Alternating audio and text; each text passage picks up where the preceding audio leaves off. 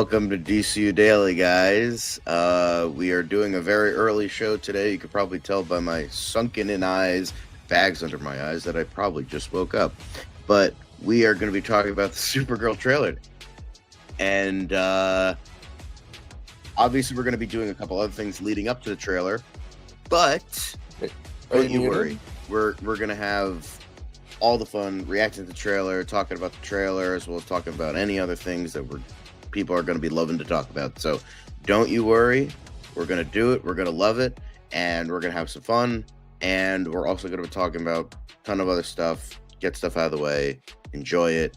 And with that, I'm filibustering. I'm really excited. I'm pumped. We're all pumped. So let's just jump into it before too long. And guys, let's be blessed. Let's be #blessed. So James Gunn, get in here. Let's talk about Supergirl. Let's do that. So let's get into this intro and start the show. It's another project that's been blessed from the beginning. There's the shot right there. That. Okay, we don't need to see chorus. Right there. Hey, buddy. Eyes up here. Now you want to get nuts? Let's get nuts. Here we go. Victory mine. Ask me how am I doing? I'm telling you really I'm doing sublime. I never wait in a stewardess line. I just go do it. I'm moving my time. Really had nothing to do with it. How am I moving? I'm moving like you want to shine. Follow my lead. Don't listen to lies. I had to put me all on the line. That's why I know that victory's mine. I prefer Jared Leto. Hunka hunka!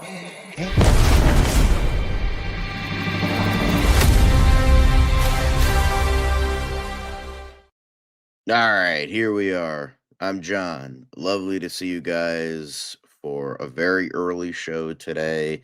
Well, not very early. It's like noon, but it's still early. It's fine. We're all good.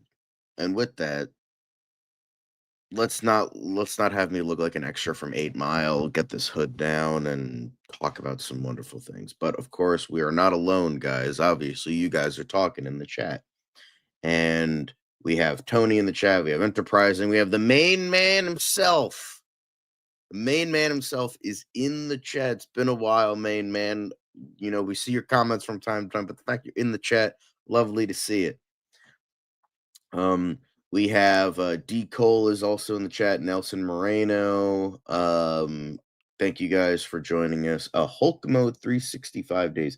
It's going to be releasing in 12 minutes. So, we're going to talk about the lead up and then get into trailer stuff. So don't you worry. We're talking about it. We're going to be, we're going to be here.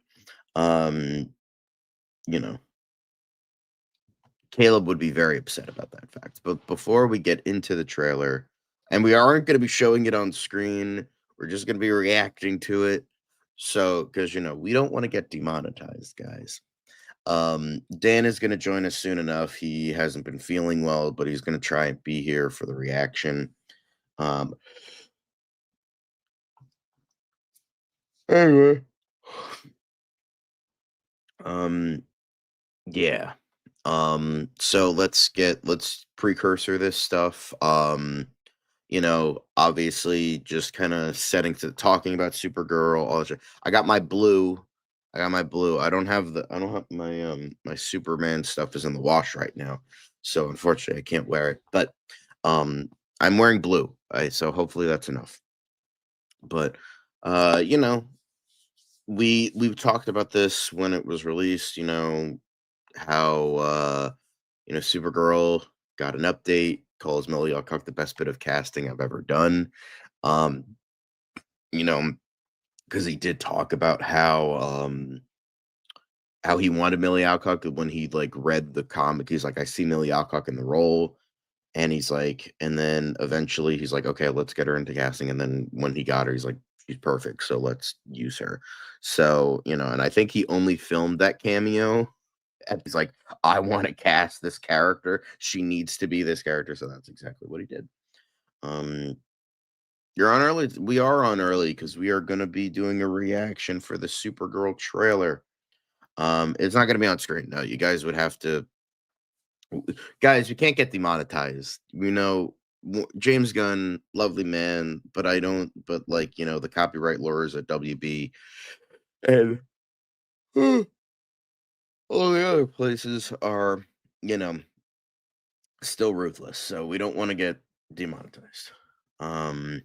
So with all this, and then of course we have the other big bit of news: Lobo, Last Zarian, pumped. It's pretty much been known like since like he was cast in BVS. We're like, huh? I guess Lobo is gonna be in BVS. No, he's gonna fucking play Aquaman. Sure. And then after that crashed and burned, we had our boy as Lobo. This man was literally born to play this role. He's like, I love Lobo. I've played the role many times. I wanted to play the role for many years, all that stuff. So, it makes sense. It makes sense more than anything to have Jason Momoa as this role. We wanted him as the role for such a long time. I'm so sorry, guys. I just woke up, so you know. But we did talk about the the teaser for the teaser. We had her listening in the headphones, the motion poster, but then we also had her like in outer space, getting drunk, flying up. So we do see her with her powers. She's not gonna only be, having a red sun. Her gonna be on Krypton, Argo City, whatever you call it. And then you have like not Christian Bale and other random guy, after her. She, wants all this other stuff. Ruthie is there with her. And then, of course, more of the motion poster and all of that. So, just it's all very exciting, and we wanted to be here nice and early for you just to kind of mentally prepare you for the stuff we're going to be getting. Hopefully, giving enough time for Dan to get on. But hang on a sec.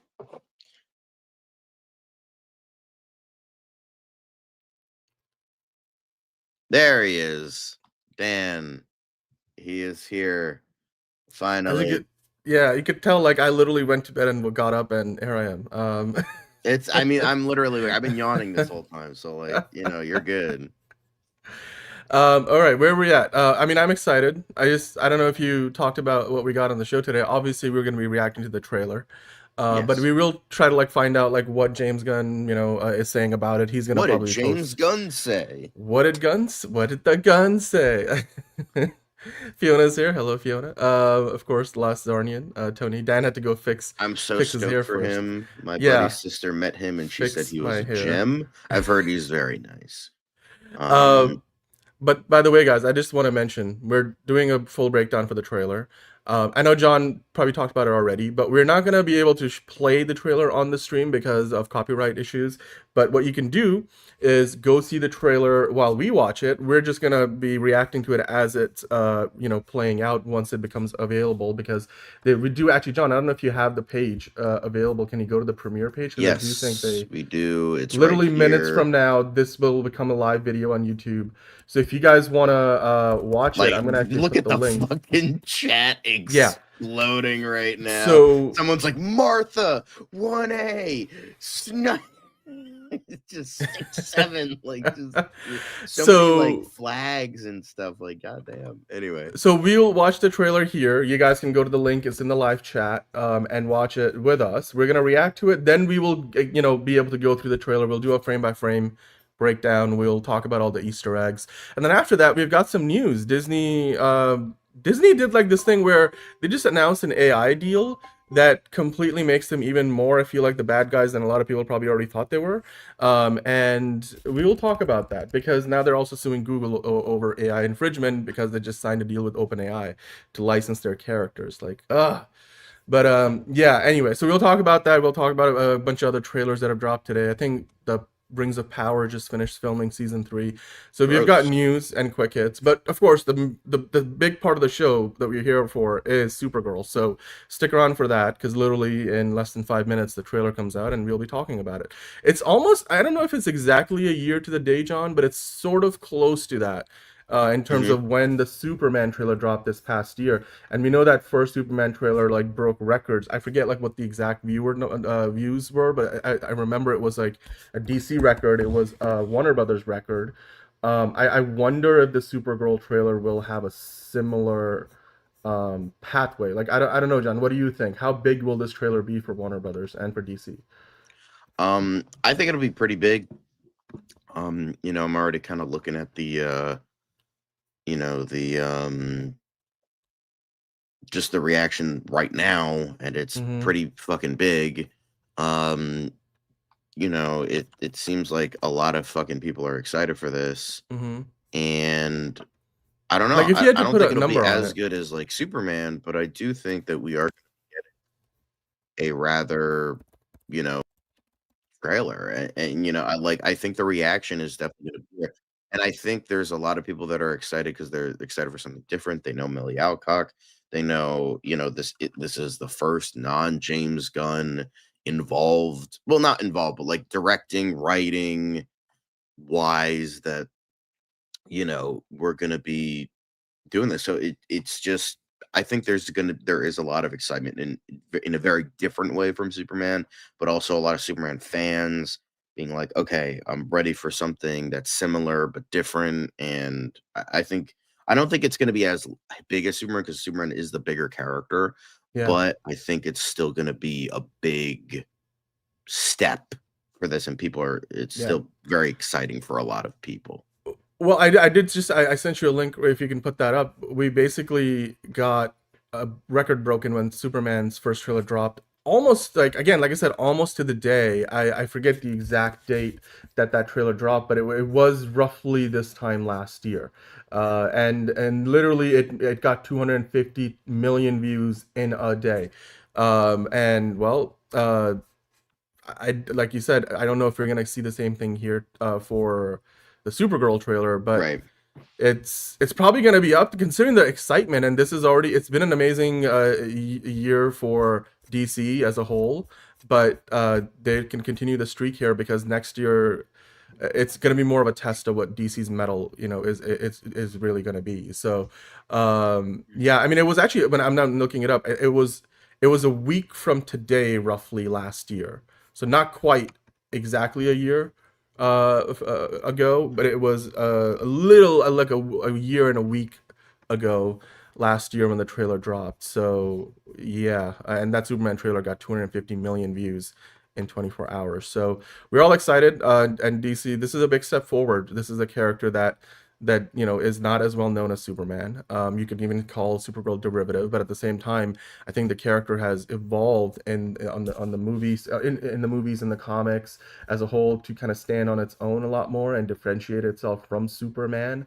So DC giving her the big screen treatment, which, John, that Helen Slater movie, like, yeah, you could say that it was a theatrical movie, but it wasn't quite the hit. It's kind of like saying, and again, I'm sorry to make this comparison, because I do think it was better than Catwoman with Halle Berry, but it was like the Halle Berry Catwoman equivalent in terms of like the cultural memory of that film. Whereas here, Oh, I think here we go. It started. It's in 1 minute, guys.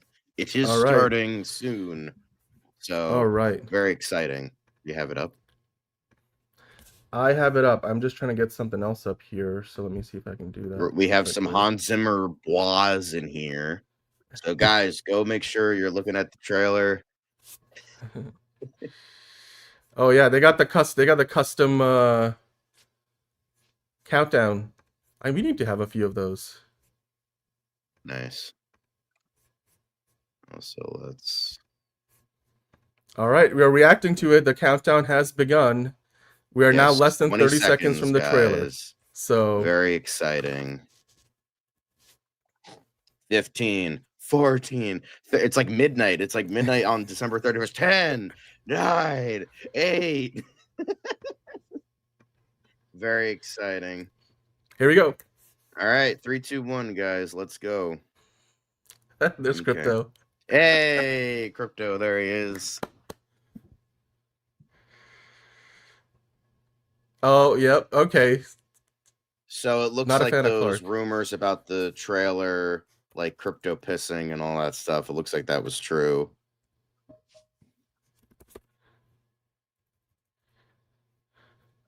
Blondie is playing.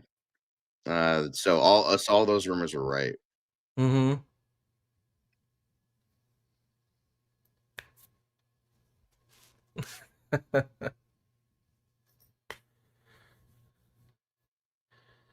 Did she say 23?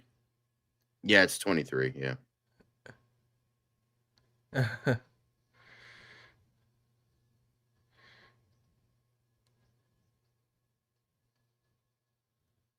Okay, all right. So Argo City. Yep. So we know where that's going. Yeah.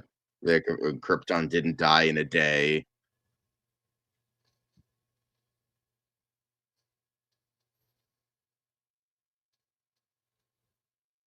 Clearly they Okay, very underestimate her. typical kind of Marvel-esque humor. It's not going to end well for you guys. All right.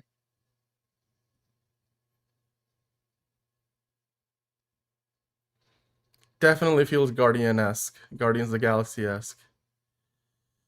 Oh, Oh, are they? there he is. Thing? Lobo!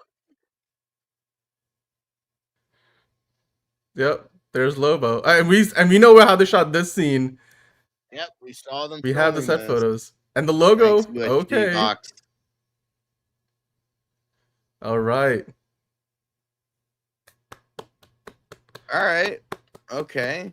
I'm not giving it an applause yet. Remember, it is based on a Tom King comic, so I'm not. Oh, come on. We're talking about the trailer. It's a good trailer. It's a fun trailer. I mean, who doesn't love Blondie? You know, Melly Alcock looks like she's doing really. Again, I haven't watched House of the Dragon, so I don't know how good she is in that show. But it looks pretty super. There we go. Okay, John, your initial reactions, right? We're gonna watch it back at least one more time, but like your reaction just watching it first time. We got Lobo. That's the thing I cared about. I was like, we saw got Lobo for half a sec. Boom. That's all I care about. I do see some people saying that it looks a little bit like Nowhere from Guardian. Not exactly Nowhere, but it looks like Guardians of the Galaxy-esque in terms of the production design. I guess so, but like I don't know. I feel like that's derivative. Like, oh, it's fucking Guardians of the Galaxy because like fuck off, Jesus Christ. Yes, Blondie. She's being called upon. Call me. She's a blonde. It works. Very, very cute. And look, it's not a pretty nothing trailer. Figure drawing, it's a teaser trailer. I told you guys last night, don't expect this to be a story trailer. It's not going to give you much more than the look and feel of the movie. The vibe, like it's going to be. That's it. Yeah, you're not how like what Krypton is, where the role is, why she's like this. So you know, talk about Lobo though, John. I don't know if you can pull up a still from the trailer while I pull up I'm gonna try to get the frame by frame breakdown up. But if you can pull up the still, we got to look at Lobo. Let's take a look at Lobo. Okay. Yeah, I'm. Let's see. I'm going through the trailer now just to get a. He's only in there for like half a second, if that. Half a second, like you can't even. It's not. Yeah, it's not much. We didn't expect much more. Okay, hang on. I got it. Hang on. Let me. Yeah. Where is it? And again, like I said, look, this is not meant to be the Superman first trailer was a lot more than what most first trailers are. We expected this to be a couple of minutes. It's pretty much 2 minutes on the dot, 2 minutes, 2 seconds. Yep. For what it is, it's pretty good. By the way, Vishal, I don't think we can really show your comments on screen because of your profile photo. I don't even know how YouTube allows that, but if you could change that, we can share your comments. Other than that, we can't really show that on screen. The CGI, dude, was good. on par with Superman so far. There's a lot more CGI in this trailer, at least in terms of. Sorry. They have some sets, but they have a lot more CG elements involved than what we got in the Superman trailer. Also, like I was saying, the Superman trailer, we got a monk. It was closer to 3 minutes. But that was teaser. Like introducing the DCU. DCU. So they needed to do a lot more because it was the first foray. So people needed to know like what they were in for. Like what were. Yeah. There he is. Okay, we got him. There he is. There. Get this fucking out of here. Boom. There he is. There's our boy. Dude, you didn't see it? It's online. We have if you guys haven't seen the trailer, it is live right now on YouTube. So we have a link for it. Let me see if I can pin it to the chat here. So if you are watching us live, I'll put up we have the link to the trailer so you can go to keep our page open, maybe open in a new tab, but go to the YouTube page for DC Official, and the link is now pinned in our live chat. Like I'm watch still the trailer. It's a couple of minutes. Judgment. Ooh, God, my fucking hands are freezing. I'm reserving judgment for like a full trailer, but this looks pretty good. Yep, like enterprising. It looks pretty. The visuals are crisp. Just, the thing that I always talk about, the thing that I hate, the thing that's annoying me. Where's the color? Give me the color. I want the color. I look again. Why, it's not finalized. But like, I just want to. I'm just sick of brown. Sometimes it works.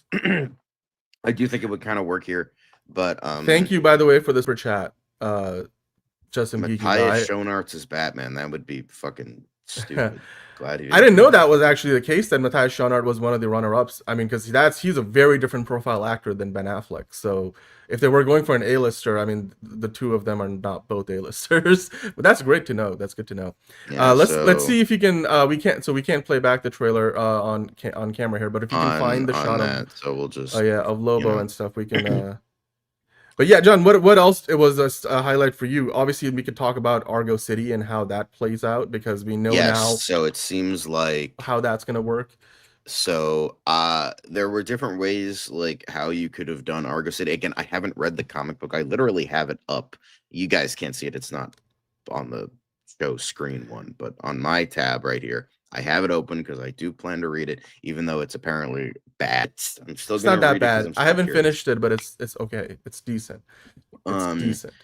So I think Lobo looks perfect. I know that's gonna be the big talking point. Yeah, like obviously I'm just gonna wait and see. Like it's a good trailer. I like the trailer. It's a good trailer. It showed what it needed to show. I'm excited for Lobo. It's mainly it. I'm excited for Lobo. Like that's like kind of okay, but like so nothing else in the trailer excited you at all. Like you don't care for the story. I liked the vibe. I liked Millie Alcock. I like seeing Crypto again. As it's had some good visuals again. Just the brown is just so ugly to me. Like it works for Long Walk or something like that, but I'm just very particular. Yeah. But just do that. In terms of like it was a good trailer. I like the trailer. I'm still going to reserve judgment for the trailer. So for like the main bigger trailer. So but I because the thing is I think it's good. I'm just gonna say I think it's good. Yeah, I don't care about spoilers. I don't care. Plus, the thing is, Dan said this yesterday. I agree. They're not adapting it's like oh, if you read All-Star Superman, you're gonna spoil yourself for Superman. That's not the case. They're just using the overall vibe of that story. I don't think we're gonna like because the thing is, I know some things about the comic book story. I don't mind it being quote unquote spoiled for me, but I don't think it's gonna be much of a spoiler because yeah, sure, you have the overall vibe of it, but it's not gonna be a straight adaptation of Woman of Tomorrow. It's not an adaptation. It's just using that for the vibe and all that. So yeah. Well, let's start going through. So let's start going through this, shall we? Can you pull up the trailer and we'll go through some of the scenes. I'm trying to get the frame by frame breakdown up. That takes a few minutes to get going while we're doing this live. Right. But yeah, let's talk about. Look, here's the thing. The actual trailer, like this is a trailer. This is an actual trailer. Like this is, you can call it a teaser trailer. It is the first trailer. It's not going to give you a ton of the story, but I mean the idea is people know the Woman of Tomorrow story more than a lot of other comics. It, like, guys, this is if you're waiting for the real trailer, like you'll be here for a couple of months, because I don't think they're gonna be in a hurry to put another trailer out. This is a good trailer. I like this trailer. I Yeah. actually had a really good time with it. It's John. Before we start going through it, and starting to like break down the individual scenes, and then we'll do the frame by frame. Mhm. What did you think in terms of just like a rating? Like if you had to give it a rating out of 5, or like let's do it out of 5. What would you give it? I'd give it like a 4, maybe a 3.5, 3.5, 4. I think that's Okay. good. All right. Yeah. I mean, I I like think, the cosm. I like how they're trying to yeah. make it seem different. I really liked how I like the overall vibe to it all, and I do think it looks good. Yeah. No, I You absolutely. know, It looks good. I mean, what were some of your favorite parts? Like what's your I mean, I favorite like seeing parts? What's your Lobo. I the like worst parts? showcasing um what I like showcasing the darker side of this character, because a lot of people don't really know like the really dark aspects of Supergirl in the modern era, and that's what Anna Naguera was focusing on, because she was like because she was only seeing like the really early stuff, like 1950s Supergirl, where it's like, haha, I'm Linda Lee Danvers, I'm gonna save the day, guys, which is like that's what comics were back then. Like she was introduced in 1959, like that's what that's like the comics were. So I feel like that was like kind of a bit of a narrow-minded worldview, a little bit like, oh, this character is only this like happy-go-lucky girl who's skipping through life, and it's like, no, that's what it was like prior to her death in Crisis on Infinite Earths. But then they fully brought in the 2000s, and they give her a darker vibe, and then New 52 comes along, really gave her a darker backstory, and then Supergirl Woman of Tomorrow is like, okay, let's like really take advantage of this character that we have here, and it's really doing that. So like I feel like just seeing her as this like, oh, the little girl who's Superman's cousin, ha ha ha ha. I think that's very narrow-minded in a lot of ways. Um I and mean, you're right about that in the sense that she's 23. So she's a little bit older than what people were expecting yeah, her to be. she got killed off in Crisis on Infinite Earths. Her and the Yeah. Flash were the big death for a while. That's why they in the 90s they kind of brought Supergirl back, but she was Matrix, where she was like this Hmm. alien goo, and she like transformed into Supergirl. It was very 90s, very weird time for comics. So, yeah, like maybe like very, very early on, like she was like, hey everybody, I'm Supergirl. I love to meet, like that kind of thing, like that kind of vibe. But like she's always, and if you wanted the bigger vibe, like in terms of like the edge vibe, then you go to like Power Girl, because that's where the character was. And then over the years, when they killed her off, brought her back, all that shit, they gave her more of that kind of Power Girl. Power Girl, I think, is still a slightly better character, because I think she's just way more interesting in how like her entire world died, and then she's kind of living like her entire universe died, and then as opposed to Supergirl, yeah, she saw Krypton die, but that's just my opinion. But Supergirl has always like, for at least for the last like 20 something years, when she was brought back, and I think it was like around 2003, like for the past like 20 years, she's had an edge. Like Hmm. saying, oh, she hasn't had an edge until Tom King fucking came along, that's bullshit. That's just, you don't read comics. So it's, I think that's very, I don't want to say disrespectful or anything. I'm not gonna say it's disrespectful, but it just, it's just like the way Anna Naguera was talking about. I'm like, all right, read more comics, babe, come on now. But I think I like how they're really like, they kind of showed it off in the Flash a little bit with that iteration of the character, by played by, what was her name? who played Supergirl in The Flash? Sasha Calle. She Right. was like probably the best part of that fucking shit heap. Because like that's the Supergirl I wanted to see for a while. Like someone who is like kind of this darker edged kind of character who like, saw the death of Krypton and is holding a lot of this like anger and rage inside of her.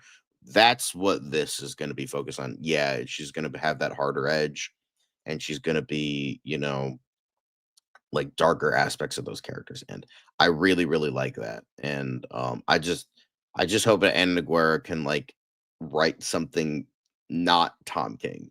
Um, you know. Yes, Well, it is indeed called The Flush, not The Flash, The Flush. Also, CC Black giving a super chat. Thanks for the super chat.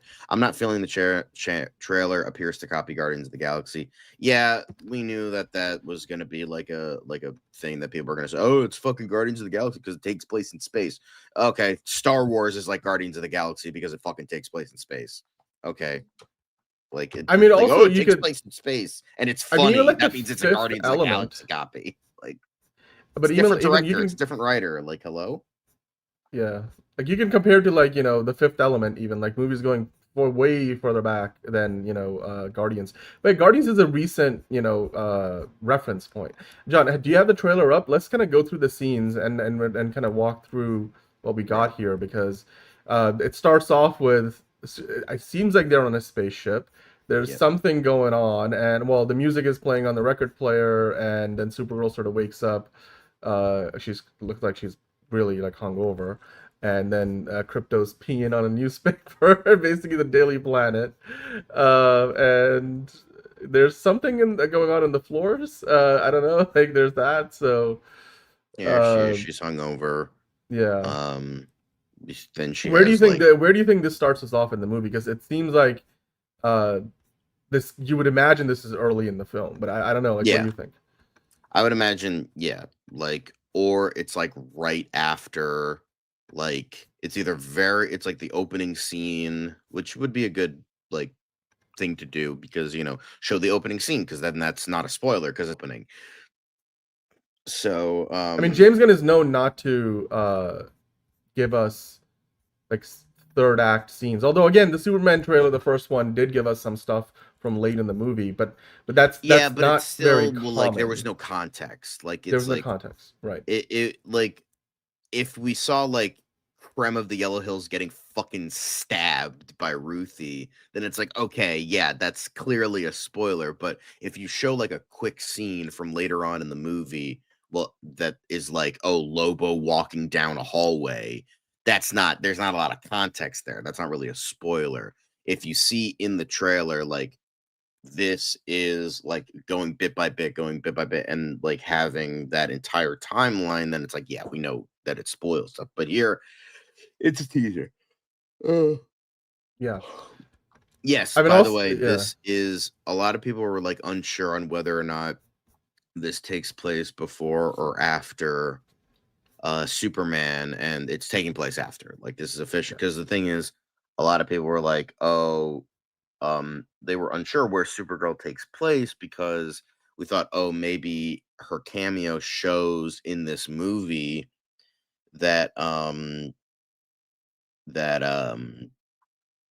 that her that she's still like this kind of like free, like little spirited kind of thing. But then we see in this movie, there's a reason why she's like, thanks for watching him, bitch. Like, that whole thing. So yeah, it's taking place after. Very similar Firefly, yes, starring James Gunn's besties, Alan Tudyk and Nathan Fillion. I don't think I saw Krem in the trailer, unless it's that guy with the bumps on his face and they really changed the look. I mean, they could be him. I'm not sure, but I don't know.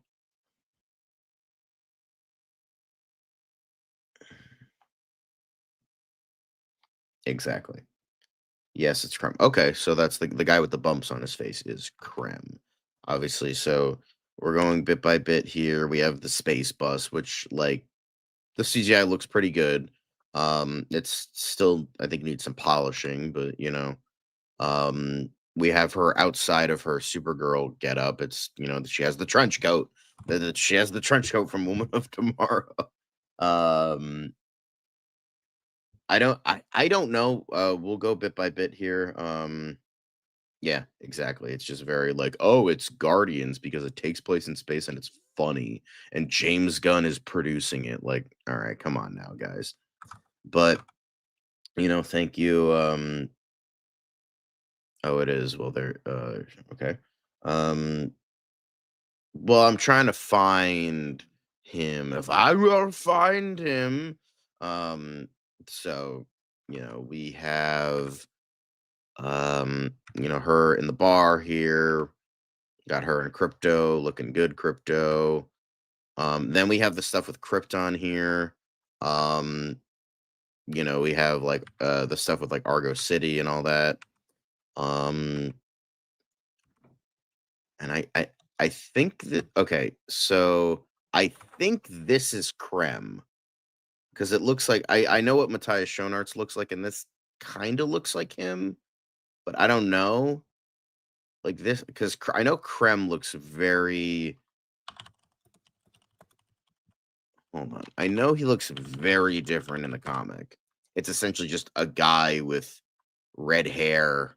He just kind of looks like a guy with red hair and a beard, and just looks like a normal human. So the fact that okay, so I'm going back and forth. Yeah, I'm pretty sure this is Krem of the Yellow Hills.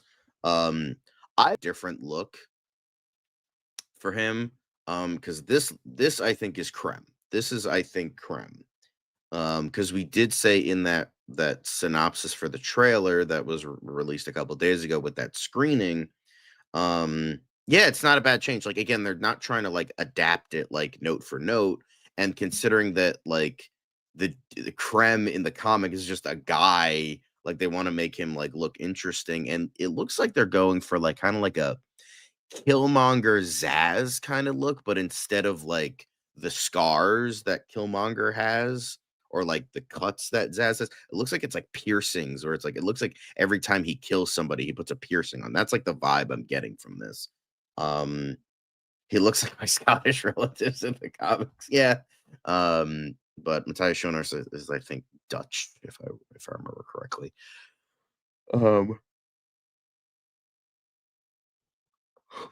But yeah, so but this is Krem. I like the vibe. I like the very different vibe they're going with here.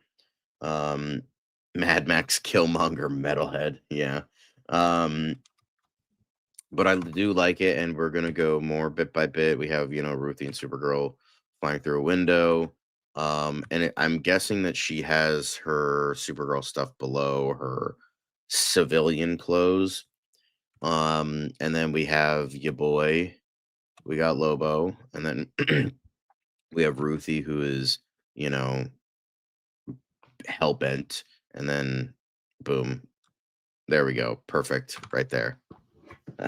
Taser face. Yeah, beautiful. But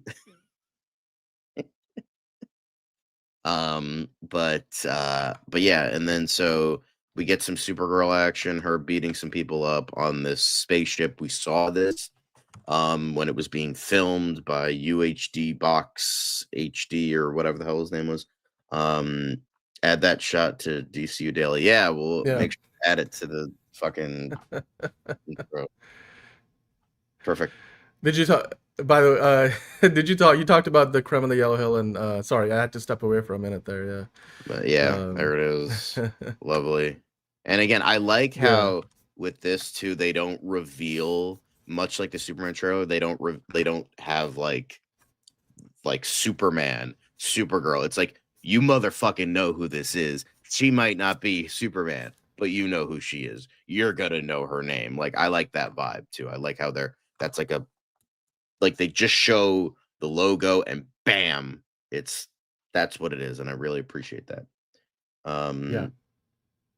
Yeah. So we're gonna go back to Krem. We're gonna go back to that. So there he is. There's Krem of the Yellow Hills, or just Krem. And I do like the design. I like how different it is.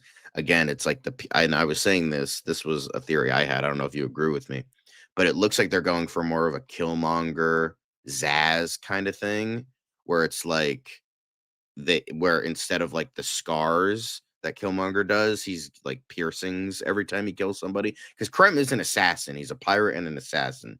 So I'd be willing to bet that like he puts like a weird or like a ball bearing or whatever the fuck it is, and he puts it into his head or puts it on his face. That's the vibe I'm getting. I don't know if you get the similar vibe, but you know.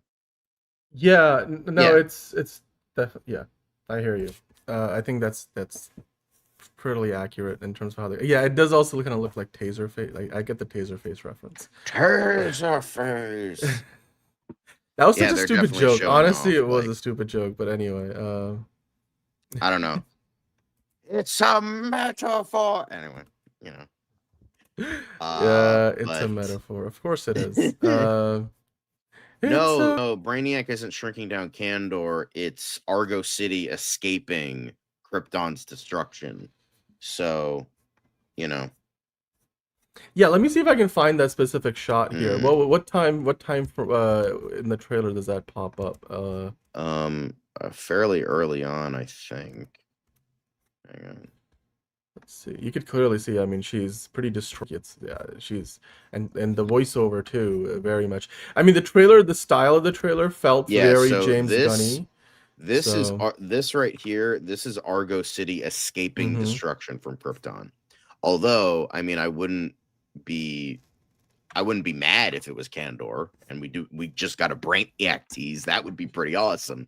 However, I think that's Argo City escaping Krypton's destruction. Yeah, like you could clearly I tell. mean, Like well, hang on. we actually get to see. Okay, let's talk about some of the other characters too, because I think we get to see her mom. Sure. Like, I mean, the thing with, I guess, but like that's how she spoke in the comic. And the thing is, they are going to be borrowing stuff from the comic. It's just like it's not going to be a straight adaptation. I'm Yeah. gonna see if I can open a few of these stills up. Yeah, I think so. Let's see. All right, let's take a look at this real quick, John, because I don't know if you mentioned this, but in terms of who else we are seeing in this in here, let's take a quick look. Obviously, this is, it looks like Argo City. Argo, being fuck domed. yourself.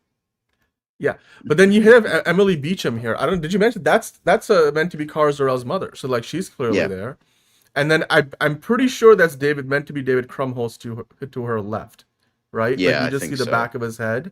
So we do get to see her parents in this, so we know what they're. This also the way they're dressed, the Kryptonians. This is pretty much in line with what we saw from Superman and his parents and Jor-El and stuff, but I don't know, like, I guess we haven't quite figured out, though, the moral compass thing, right? Like, that's a big question. Are they, evil relative to what humans would think? Or was it more just maybe Jor-El thought that way? Or maybe it's just a matter of perspective. Ruthie, by the way, looks great. She's from Three Body Problem on Netflix. That's our other big show. And so it looks like this trailer just jumps back and forth in time between the present and what's happened in the past. Mhm. It looks like this pretty much cleaves the whole city from Krypton. Like, you wouldn't imagine somebody doing that to a city unless the planet was actually doomed. But also, John, here, the way this is being done, they're running away from this. I want to ask you, by the way, Bane is saying love the trailer. Guadalupe did not love the trailer. If you guys are here and you're enjoying the show, please do hit the like button. We appreciate it so much. But John, I have a question. Do you think the fact that these Kryptonians are running away from this whole doming process, I'm just going to call it doming because I don't know what else to call it, this, laser light in the sky. We have seen this effect before in many other shows and movies and in terms of how they go about it. Do you think this means that it was done against their will and therefore is it a hint at Brainiac? I don't know if you already addressed this, but I do Okay, wonder. so here's the thing. In terms of connections to Brainiac, the the city that Brainiac takes in the comics is Kandor. So it's entirely possible that, you know, they could change some things. That's fine. It's entirely possible that Argo City is the thing that's taken by Brainiac, and then they escape. And but the thing is, after like Krypton exploded, it becomes a giant chunk of kryptonite, and then they all die. It's and they escape, and then all that. So that's entirely possible. I could see it going both ways. Maybe they're gonna have Brainiac in this, like showing Brainiac, and then, you know, like obviously not showing him, but like showing his ship or something, and teasing that like he was in charge of Krypton's destruction, and and That then wouldn't be. I wouldn't put that past James Gunn. You know what I no, mean? Like it's just set up Man of Tomorrow. Like I can kind of see that. like literally there. It's not just taking the city, that the part of it that they're doming, but they're literally destroying a chunk of, you know, a much more significant, larger chunk of the city around it. That doesn't seem like Krypton would do that to itself, would it? Or is that what happens in the show? Like they're just so desperate, and they just like not they can't save everybody, so they just are saving Yeah, whoever's kind of like the within. Mandalorian in a way. Yeah, I get more Mandalorian vibes from this than I get fucking Guardians of the Galaxy vibes. But that's I just can me. see that. I can see that. I'm gonna see if I can pull up an image of Lobo so we can kind of get through his look in a little more closely. By the way, the spaceships definitely feel like, I mean, look, the Star Wars is kind of like where it was at. That's how it started, and the spaceship designs feel similar. We were talking about yesterday aura farming. Let's talk about aura farming for a moment, because this trailer has a good bit of that with Yeah. Supergirl doing it. So let me see if I can find it. There's a shot where she's like walking. There's the shot right there. Now Yeah. we'll zoom into this.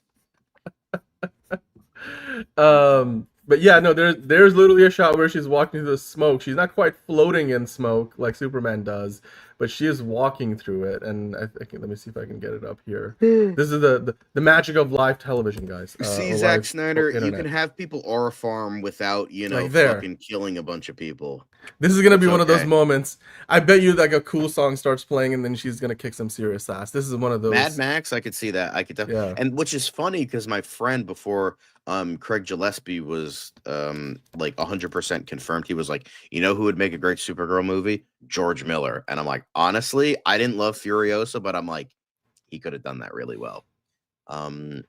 That's a good question. Does she not have the crest on the back of her cape like Superman? We don't really see a lot of it, her do we? fighting towards the end of the trailer, and we let me see if I can back of- find that. Yeah, can you pull it up? I'm gonna see if I can pull it up too. We'll see if I can. Yeah, but let's see if we can find a shot of that.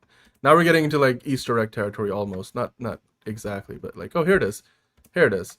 Yeah, that's actually different. Okay, so let me see. Yeah, we saw it for like a quick sec, but yes. Yeah, let's I mean, we'll see.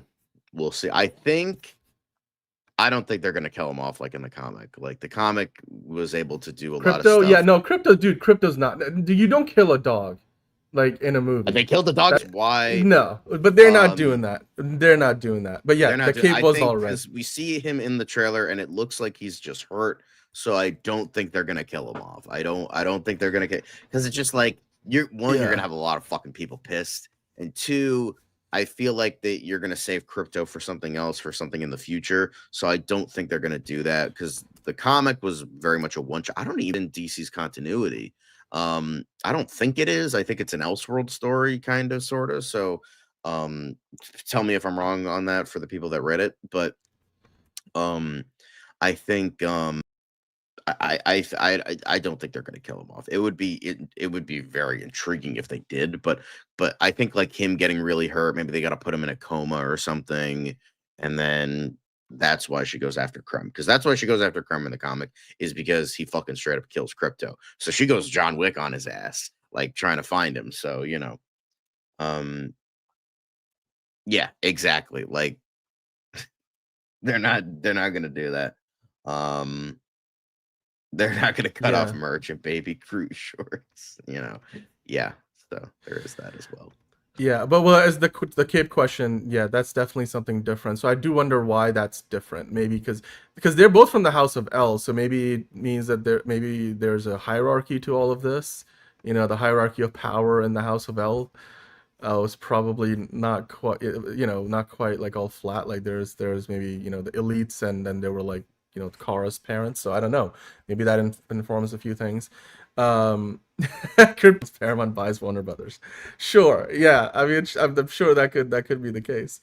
Look, it could work. Yeah, I just really don't. I mean, it's a movie, right? Like, look, like Supergirl's happy at some point in this trailer. Like she's aura forming with that. That's a perfect. That actually kind of almost looks like a shot from like if you were just to replace that with Melissa Benoist. It almost looks like something you would see in in the CW show Supergirl. Where is the crypto Ouch. shot, by the way, in the trailer? No, I'm just saying that is it's just the cinematography. It's center framed. It looks like something you can today replicate on television pretty easily. So again, it looks a little cheap, but for that matter, it's not a bad shot per se. And again, without context of the entirety of the scene around it, I think it will be fine. Like it's not a big deal. I'm not too worried about it. Speaking of crypto, we got plenty of crypto in this trailer, John. Pretty consistent with what we've already seen. The CW trailer looked better. No. Do you remember the CW trailer for Supergirl? Which season are you talking about? Do you think we'll get a cameo of Kal-El's parent? Derek, that's a good question, John. What do you think? I don't think we will. Or if you, I mean, that would be asking a pretty big favor of Bradley Cooper to come back and do another scene. Not that he can't, that's unlikely. but That's unlikely. yeah. Maybe we'll get the mother because Bradley Cooper's too expensive. Like, we'll get the mother. We don't know who the fuck she is. We'll get her, and that. Yeah. But yeah. Ash went from this trailer slap to like this looks like dog shit, and it's just like. Yeah, I don't know. You actually like, what do you actually think about it? But to answer the question proper for, are we gonna get Kal-El's parents cameo? I don't know for sure. If I had to put a percentage on it right now, I would say it's 50-50 because like there's every bit of reason why they wouldn't. Oh, hey, look, more people put 'em in saying it's a costumes Guardians of already the have, Galaxy knockoff but also because not. you're also creative and original. Yeah, get fucking. Yeah. If you don't like the trailer, fine, but like just calling it a Guardians of the Galaxy ripoff is just so fucking weak sauce. Like Jesus Christ. By the way, I will say like that's a very superficial comparison. Look, the whole thing about the Snyder, look, I think this some of the criticism of Zack Snyder's DC movies were always misplaced because if you say, oh, they're just colorless and dark, yes, they were, but so are many other movies. It was more to do with the thematic nature of the stories that Zack Snyder's movies were telling. They felt a lot darker, and honestly, and you can this actually movie see will what's go going dark on here, so it's not like how Zack Snyder directs his movies. Okay, all right. I know, John, you don't like his movies as much as I do, so but like I'm not. Look, here's the thing: those movies are a different, kind of a comic book film. Also, this is clearly much different, even though try this to is go gonna to be the darker, newspaper because so. like I'm seeing like a bunch of other reactions, and apparently there's a section on the newspaper that says that Supergirl saves cats. So Supergirl does what? Supergirl saves cats on the newspaper that Crypto P's on. Oh, like, I'm gonna find it. Give me a second. Oh, I do see it. Okay, I see it. Do you want it with the P or without? Okay, you know what? We'll just take this shot here. Let me see if I can pull this up. Because we get a clean version of the newspaper before Crypto lays into it with. It's more like a Western. I'm getting more like punk rock Western vibes, like a neo Western. Like that's the vibe I'm getting. Like. Yeah, there you go. There's that Supergirl newspaper. rescues cats. You could. Yep. Supergirl rescues cats. Yep. There's a cat there in her. I mean, I don't know if that's meant to be like a real story. Yeah. And she's got like more tap down like blonde hair, like bleach blonde hair in that image. And she's not only like more slick. She's holding. Yeah, and she's holding two cats actually, not just the one cat. And the costume looks much more in line in terms of the coloring and everything with Clark Kent's costume or Superman's costume. Although clearly, the Superman's posing for the photo, whereas Supergirl is a little more reluctant. That seems more of a candid shot. But also, I think the idea here is this: a newspaper, the big headline says Superman saves town from nuclear reactor explosion, basically prevents a Chernobyl, and then Supergirl rescues cats. See, the idea is that like everybody, loves Superman. He's a big hero, and then Supergirl's just like cleaning up, and saving cats out of a tree. Which I like the irony of it. I like the irony of it. And look, here's the thing: just if you guys are saying it looks a little bit like Guardians of the Galaxy or like the CGI level, Apple TV shows and a lot of streaming shows today have CGI that is movie quality. That's not new. You could say that about Superman. You could say that about even any of the DCEU movies. Most of the MCU movies actually have worse CGI than some of these TV shows do.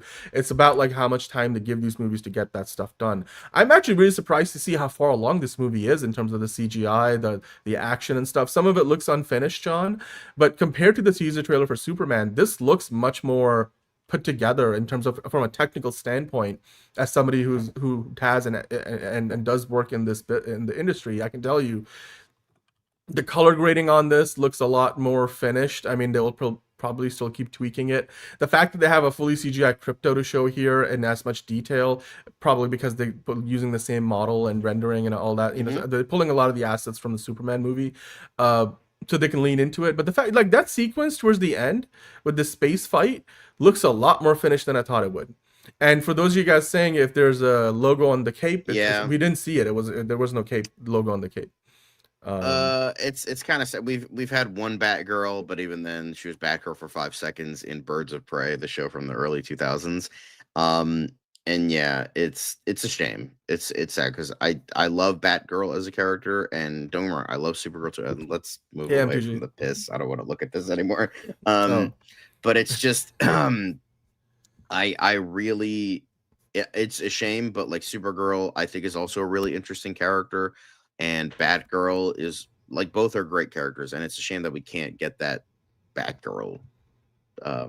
Although, again, as far as we know, that movie was shelved because it wasn't very good. I mean, I'm gonna believe they the released people. The Flash. I mean, you can't get no, but dude, no, but like that. the Flash was like the 300 million. That was a different argument. You can't compare the two things. The Flash cost more than 3 times as much, and it had Michael Keaton in it. I mean, forget the Ezra Miller situation, but beyond that, that was a much bigger movie, and they couldn't get the tax break on it that they could on Batgirl. There's many reasons you can't compare the two. It's apples and oranges. It really is. But I mean, John, I have a question about Supergirl, like as far as Kara and her journey. Clearly, she starts out traumatized, and she's really just still early in her sorrows. I mean, I think people are mainly talking about the Barbara Gordon version. I mean, I prefer Cassandra Cain because Cassandra Cain is the best member of the Bat family and the best Batgirl. There, I said it. But I think most people are talking about Barbara Gordon. Good comparison, by the way, comparing Dark Knight to The Heat. If this is a Guardians of the Galaxy ripoff, it's not a ripoff. It's not. We barely know anything about this. I know that's what they're saying. It's like, oh, Dark Knight's a Heat ripoff. It's like, yeah, it's silly. Neither movies. I mean, we don't even know much about this movie yet in terms of story beyond just the basics. Like, and that's why I'm asking you, John, based on just a trailer today, what do you think about the journey that Supergirl goes on here as in terms of her character development? Because we talked about in Superman this year, Clark has a pretty flat arc. He kind of starts out and he is basically who he is at the beginning, he is at the end of the movie. In terms of like, I mean, although in terms of how he identifies with himself as this, super powerful being changes. So there is some evolution to his character because what he learns about his Kryptonian parents. How do you think this character, Supergirl, is going to evolve throughout the movie? Because she starts out just drowning in her own sorrow, literally in the booze, and then like Ruthie comes along and now they have to go through this whole adventure. And do you think she kind of learns a few things about herself, what she's capable of, and then maybe that her perspective on things changes a little bit? Do you think she's able to sort of heal a little bit throughout the movie? What is your speculation? So my whole thing, because I know the vague things from the comic, and I know it's not adapting it, but I think it's going to go a similar vibe where it's like she's gonna get hell-bent on revenge, with what happens to Crypto, whether he gets beat up or killed, and like she goes on this whole thing, but then like over the course of this adventure, like she really, because like the whole thing is like Ruthie kind of starts off as like, I'm kind of hell-bent on revenge, but I need help. Supergirl is like, okay, and then they like kind of grow, and then like it's eventually then flipped where Ruthie becomes like this cold-blooded killer while she like learns it's like, like she not gets over it, but she learns to live with her survivor's guilt that isn't like just drinking at bars all the time and not just drinking her life away, all that stuff. So I think I do think that I think she's gonna have a very good arc here where it's like she is still gonna have that edge. She's still gonna like be herself, but she's gonna learn to live with the guilt she has in a much better and healthier way. And I think that's where Superman is gonna come in. He's gonna come in at the end of the movie. Maybe at the beginning as sort of like a hey, how you doing? And then get the fuck out. But at the same time, I do also think that maybe he'll be at the end and she'll be like more accepting and like more of a like um more like a grounded character. Like she's not gonna be like this. She's not gonna be a total wreck. Which Yeah, she goes from this to somewhere in the trailer. I mean, oh yeah, Krypton. That I can tell you like from what we've been going through with Zelda recently with Fiona and Zelda. It's like it's taking care of like I mean she's gonna get a lot closer to crypto along the way. You could see that she's gonna change. This shot, by the way, we get more of from the teaser. You can see her flying. And I think she's also probably gonna be like thinking like, look, I've got all these problems supposedly that I'm dealing with, all this PTSD, but here's this Ruthie girl like who's out there with a sword trying to like fight and to save the world. And I mean this aura, by the way, speaking of aura forming, Tony, from the other day, that's aura forming right there. That's that's your aura farming shot of the day. I'm trying to find the shot of Lobo. Where is somebody give me a time code? I'm trying to see if we can put that up. Let's spend a little more time discussing Lobo's design. By the way, they are doing additional photography right now, and so Superman probably is meant to be in there at some point. We just like don't see much of it here. Hang on.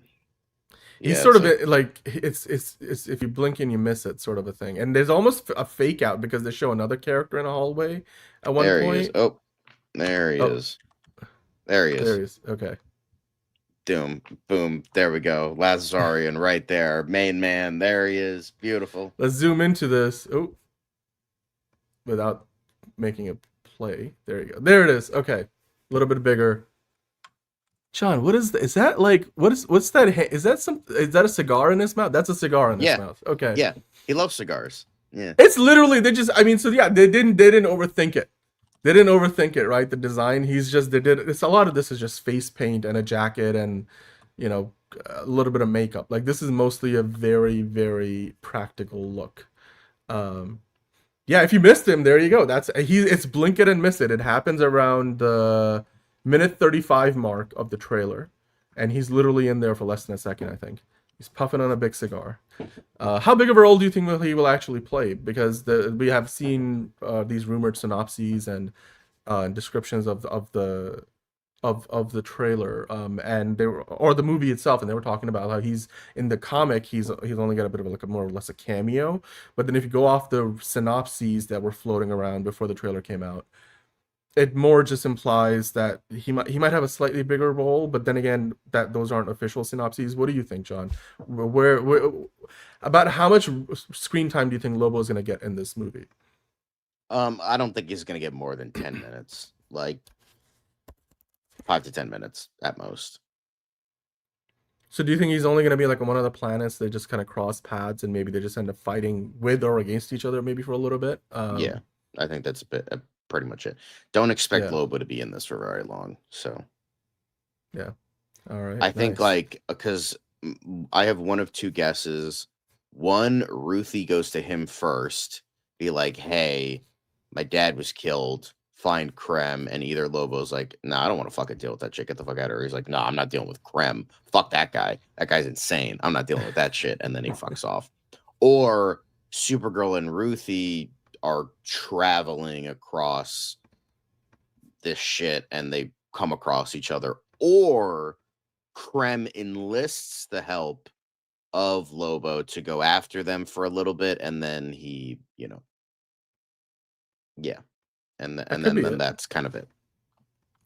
Yeah, because she's clearly being hunted down when she's in that cosmic disco bar, right? Like if you go back here to the minute 12 mark, like she's having a she shows up, she's clearly drunk, she's remembering, you know, the death of her planet, but then she's like partying away, and all of a sudden these folks show up, clearly, you know, they don't want her around, and then she's like, well, this sucks for you guys because I'm about to kick some serious ass. And then I think somewhere along the way, probably here is where Crypto probably gets hurt. This goes to show you these people they're tangling with are a lot more dangerous than those Raptor suits, Lex soldiers that they were dealing with. Because Crypto ate those people for lunch, whereas not literally, but you know what I mean.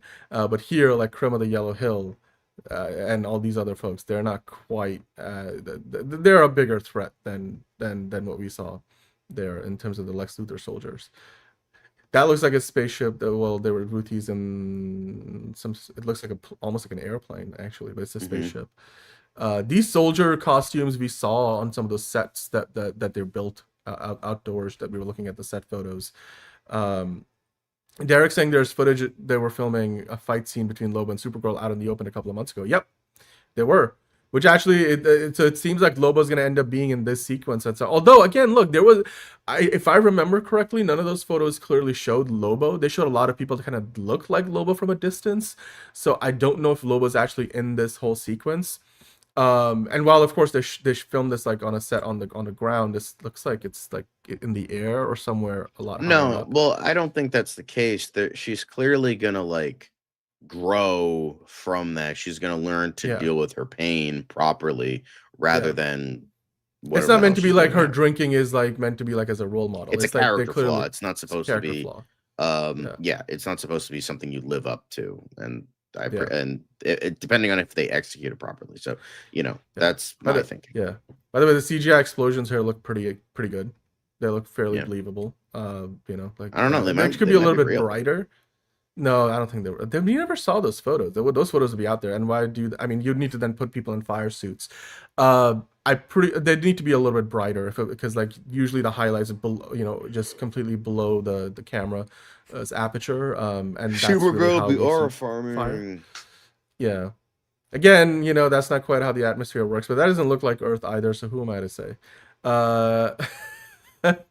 I need to see how strong a spine the last Zarnian has. Yeah, it's way stronger than yours. Bane. Yeah, I'm pretty sure the last Zarnian could take Bane in a fight.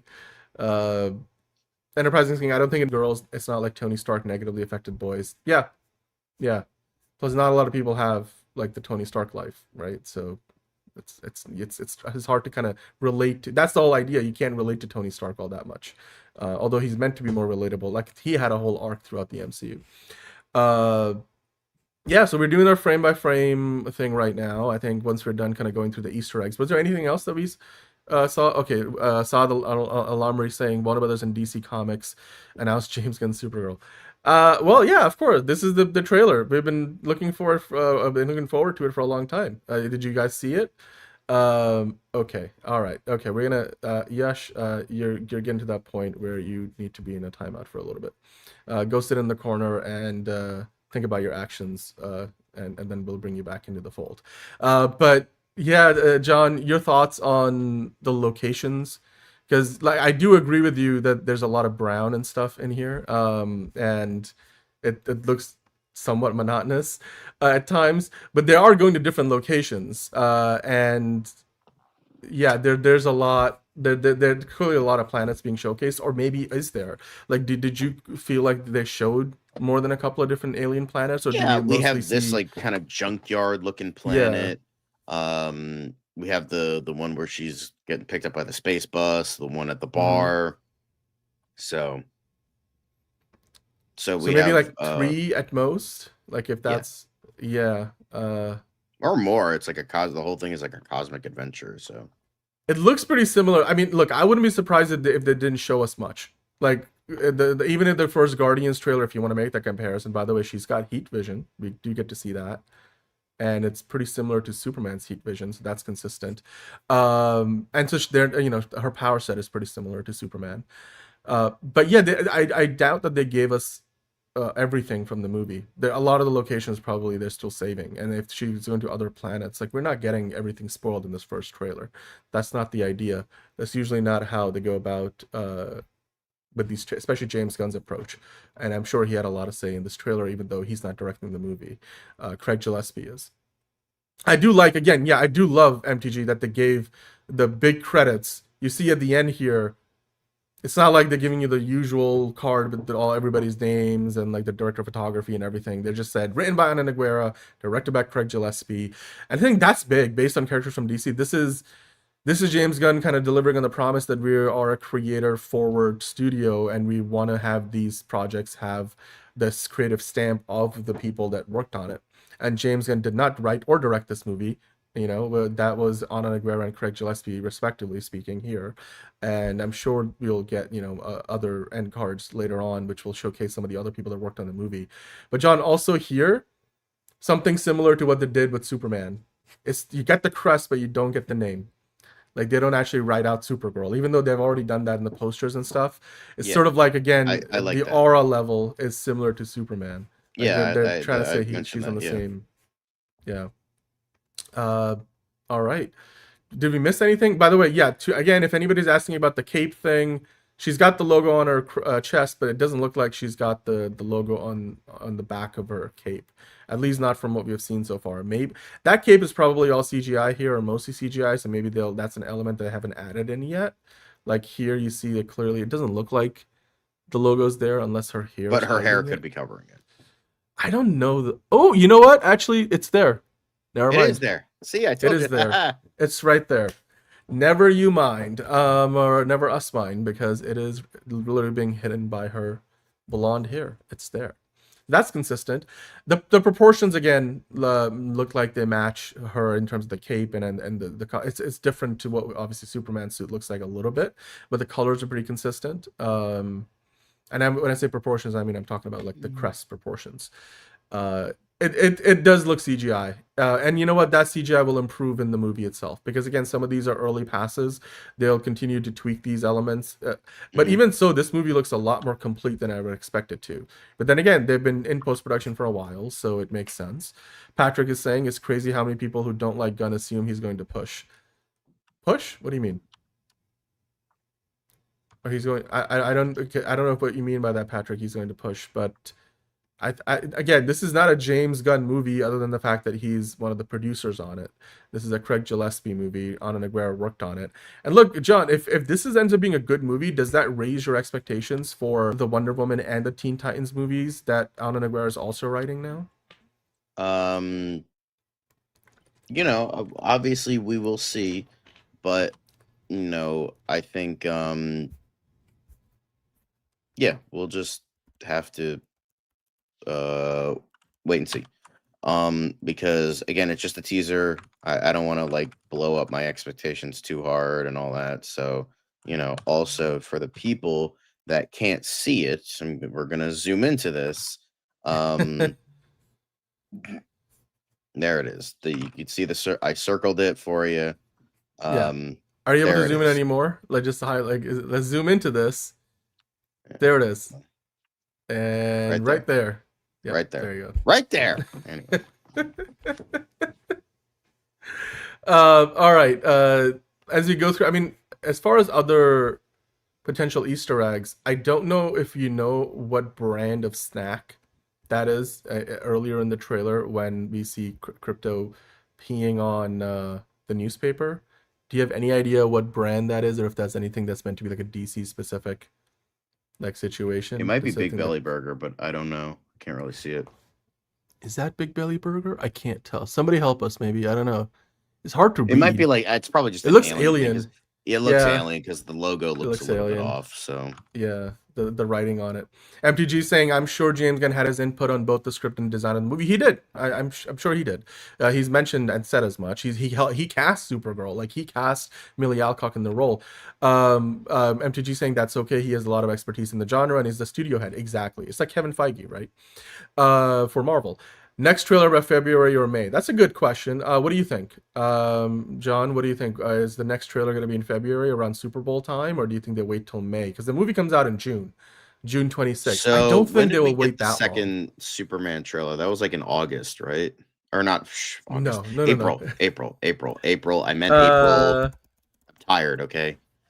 April. No, it's okay. I'm trying to think. It was 7 months ago from today. What would that be? Let's. That would be May. I could've May sworn 14th. April though. So I Superman's think second April we trailer saw the came out sneak May peek 14th. thing, and then in May we got the trailer. Yeah, Okay. May 14th. So, but then again, So Superman came out in July, so they had still a couple of months to go. So if you backdate that, then June, 2 months back from that would be when? That would be April. There you go. So we might get something around Super Bowl time, maybe a small thing in March, and then we're gonna get something big in April. April is also NBA playoffs time. Yeah. So if they're talking about like releasing a trailer, I would say it's probably a safer bet to assume Super Bowl time, because they skipped Super Bowl trailers for Superman because they didn't feel like they needed it. But Supergirl probably could use. This is what Patrick was trying to say, but he hit enter a little bit too quickly. Okay, so he's going to push other DC directors to make films that fit his style of filmmaking.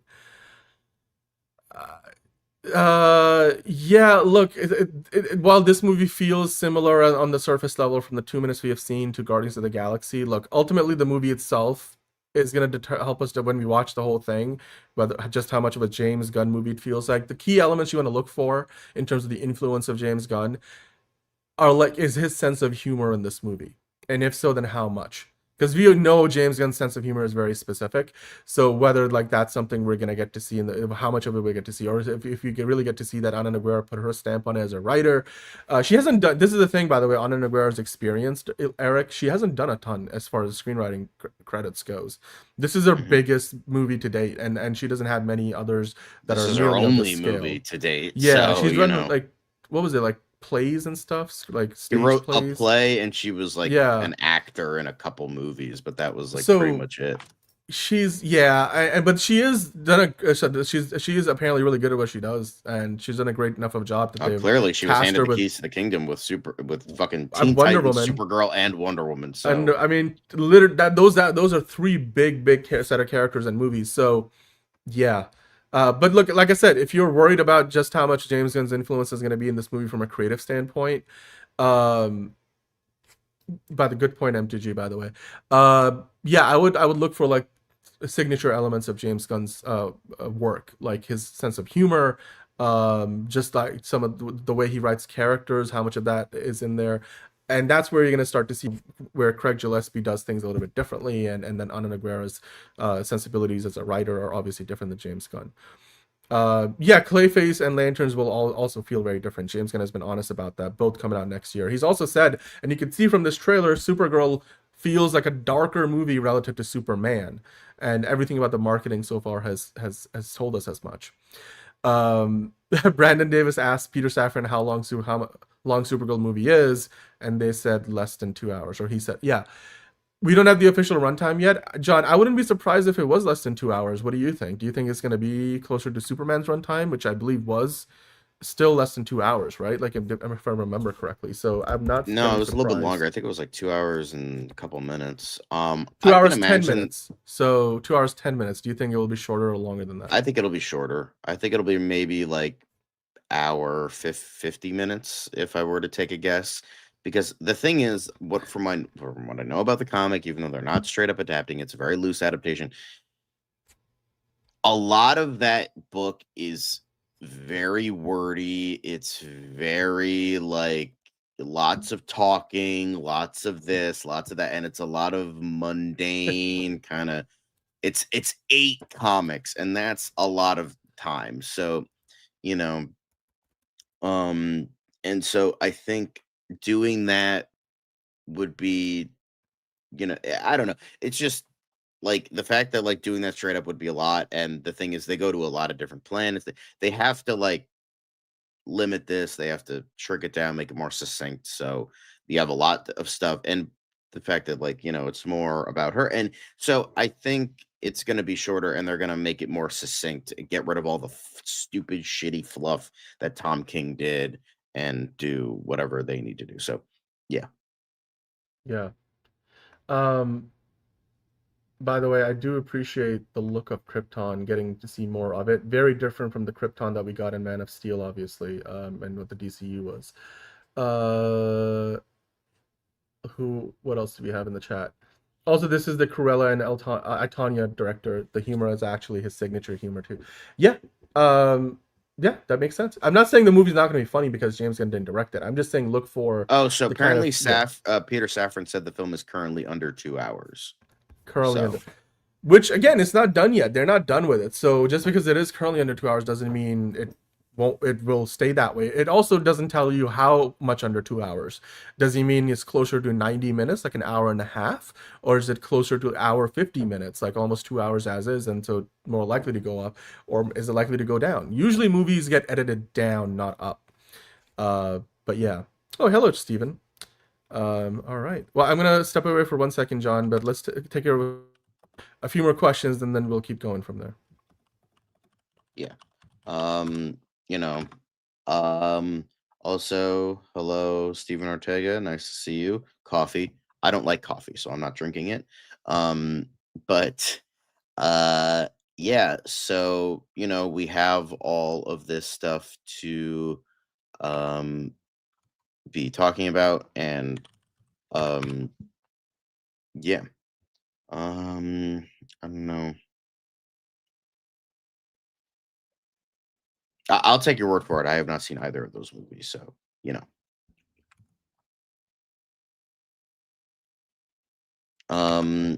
But I don't really know what else to say. We're kind of, done talking about the trailer. I don't know. Rate the trailer. I mean, I already said I would give it like a 7.5. Like, it's not perfect, but like I like the vibe. I just have a lot of reservations about it. So, I think yeah, what would you guys rate it out of 10? I give it like a 7.5. I think that's overall a pretty good um but yeah, I think this is definitely a good trailer, not the greatest trailer of all time, but I liked the overall vibe and all of that. So, I think we're on the up and up. Yeah, for me, for a teaser trailer, this does the job what it's meant to do, which is it gives us a nice sneak peek at this movie. It doesn't tell us a lot about the story, especially for people who might not already be familiar with the Woman of Tomorrow story, the comic that is based on. But when the movie, actually, when we get to the second trailer, we'll get a much better idea of how truly close to the comic this is going to play things. But for being just a 2-minute teaser trailer, yeah, 10 Goldblums out of 10 Goldblums is a pretty good rating. Darkly Derek, I personally would give it a good 8 out of 10. Is that higher than what you said, John? Yeah, I gave it like a 7.5. Okay, yeah, 8 out of 10. I think 8 out of 10 is a good number. That's a really good number, actually, all things considered.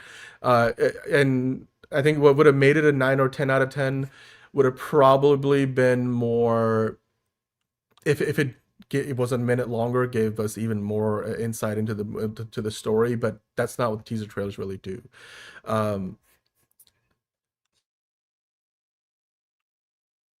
So MTG saying 8 for movies. I know I'm going to watch. I only watched the teaser trailers, and this one felt pretty good. So if this is the only trailer you're gonna watch, then I think it leaves a pretty good impression. It does, and it also kind of goes to show you, like Supergirl, like I mentioned before, the character is going to go through an evolution over the course of the movie. She's not going to be a static, one-note character. She clearly, is getting into fights, and she's, working with Ruthie. She's got Crypto along for the ride. Main man Lobo shows up at times. We see her flying. She's still mourning the loss of her parents. But we do get to see her smile, and so hopefully that means that we end with Supergirl in a good place at the end of the movie, and maybe it will tie in directly to Man of Tomorrow.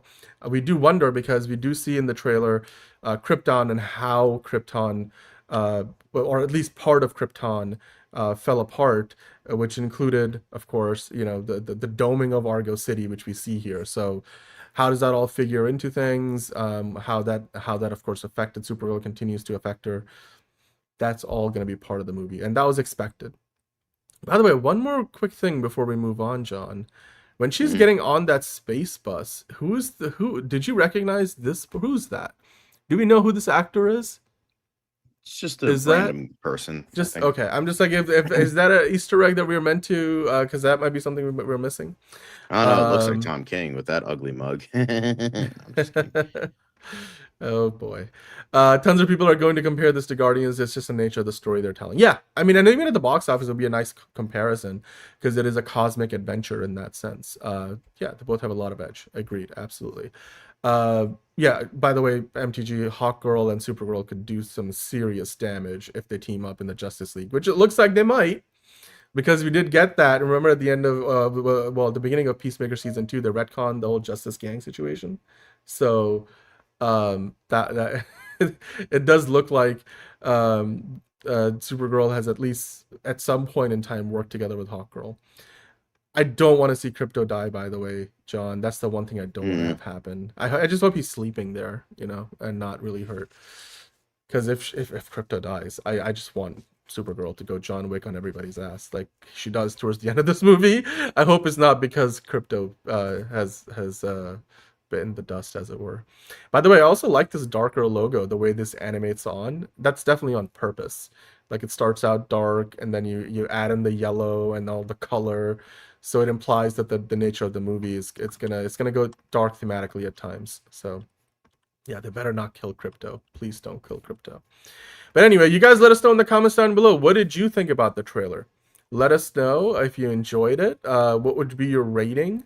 Did it deliver on what you were expecting to see? Because we get many looks at Supergirl doing her adventure that we know is heavily based on the Woman of Tomorrow comic book. We see a lot of Crypto. We get a look at Creme of the Yellow Hill. We do get a little bit of a look at Lobo. And he's actually right here. By the way, this shot looks like from Thor, the second Thor movie. I forget. It's probably a similar location. But we do get Lobo. We get a lot of sequences. We get Ruthie. All the characters we're expecting to see. You guys tell us in the comments. If you're watching live, let us know. Hit the like button. If you're not watching live, hit the like button. Hit subscribe. We're here. We're going to be covering Supergirl the whole journey throughout the marketing campaign. We'll be watching the movie. We're reviewing it. We are here 5 days a week. Usually we are here in the evening hours if you guys are not familiar. But today we are here in the afternoon because we wanted to react to this trailer live. John, anything else you want to add to that? The Supergirl teaser trailer? I'm sure we'll be talking about it more and more. Yeah, looking good. I don't think it's Guardians of the Galaxy. It looks more like a space western, which is what the attention is, since it's literally just true grit in space. And I will say this, from what I've heard about Tom King's run on Wonder Woman, keep that man far away from Anna Naguera's script as far as you possibly fucking can. So I will just leave it at that. Yeah. One other thing I wanted to ask you, just last prediction. The Superman trailer, the first of the teaser trailer that came out about a week from now last year. So mid-December last year, basically same time last year. That trailer got 250 million views in just one day. How many views do you think Supergirl will get on this trailer? 150. I'm so? Just top of my head, boom, 150. That feels high to me. I don't know. Well, so far the trailer, at least the one that we were watching. Yeah, I know this is based off Tom King, and Tom King sucks. But to be fair, it's the bare bones of the story. It's just like kind of the vibe, and it's just like they're using the vibe of it, and hopefully Anna Naguera can turn gold out of shit. So it's. Yeah. Well, hey, look, the trailer so far has almost 1 million views just on the one on DC's YouTube channel. What the fuck do we give about the middle? Give a fuck about like the Middle East's view on women? Who gives a shit? What? Anyway, okay. Let's keep on going. Okay, as far as the trailer goes, if your prediction is 150 million views in a day, I want to say probably closer to 100 million. I'll be nice. I'll be like, 150. That was like the first thing that was the first number that came to my mind. I'm sticking with it. Is it probably wrong? Yeah, but I'm gonna stick with it. I'm gonna be optimistic. I'm gonna be optimistic for sure. All right. Okay. Well, we'll keep an eye out. Obviously, we'll be live tomorrow as well, talking about the trailer. We're not done yet. Right ain't over yet. My man. Speaking of Lobo, or Jason Momoa as DC characters. we have got the news to come up and talk about. We were going to be talking about what else is going on in Hollywood today. Disney signing what's going to be a controversial deal to license a lot of their IP to OpenAI. Go figure. And we got a lot more to get into beyond that with the quick hits. And then, of course, we'll continue talking about Supergirl. We'll talk about the viewership of the trailer tomorrow as well. But before we switch over, you guys, again, just hit the like button if you are still watching. Hit subscribe if you're new. We are here live 5 days a week, sometimes more than once in a single day, like we will be tomorrow with the Fancast Friday. Hit the notification bell. And in the meantime, let's switch over and reset a little bit, John, because now we got to get into the news. So we've got a packed news show. So y'all can leave and, No, stick around. Where are you guys? No, it's not boring. We got some good stuff to talk about. We got box office numbers, like how well did the movies do this year compared to what they were doing before the pandemic. I told you about the Disney story. We got some Marvel speculations because now the next big trailer people are looking forward to is not the Odyssey. The Odyssey is a big one. But Avengers Doomsday, what do we want to see in that trailer, of course? So we'll get into that and so much more. But to do that, let's hit that news intro, and then we will pivot over and talk about everything else in Hollywood and some DC news, too. We got some absolute Batman news to talk about. So stick around, and we'll be right back. It doesn't seem to matter what I do. I'm always the number 2. All right, mister, I need to paint my abs on to get nominated. You don't see Robert Downey doing that. You're kidding. You're kidding. I can't open the envelope without the... Warner Brothers is heading back into the Matrix with a new movie in the works. Wonder what other surprises are in store. I want to be Bruce Wayne. I like that. You're gonna love me.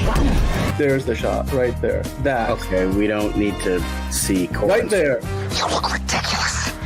Well, not no more, he don't. What, dude? I can barely understand you. Your accent's insane. What the needs now? Give me a hand up. Nope, I'm actually okay. Thank you very much. Oh, wow. Wow.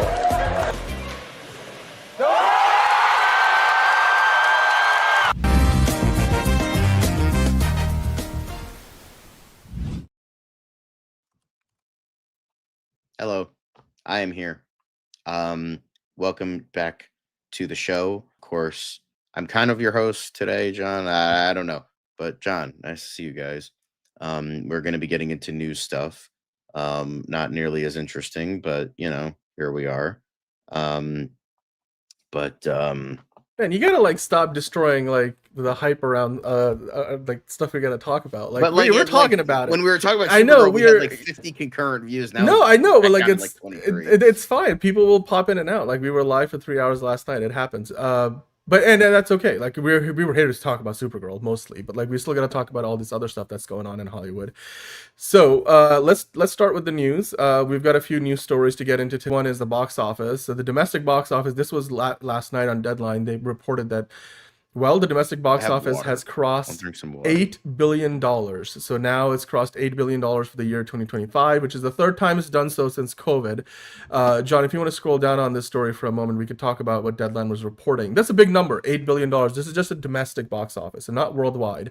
They were saying in the article that the domestic box office continues to fight back after COVID and the Hollywood strikes, and for the third time since the pandemic, has eclipsed the $8 billion mark at the domestic number. This is from ComScore, of course.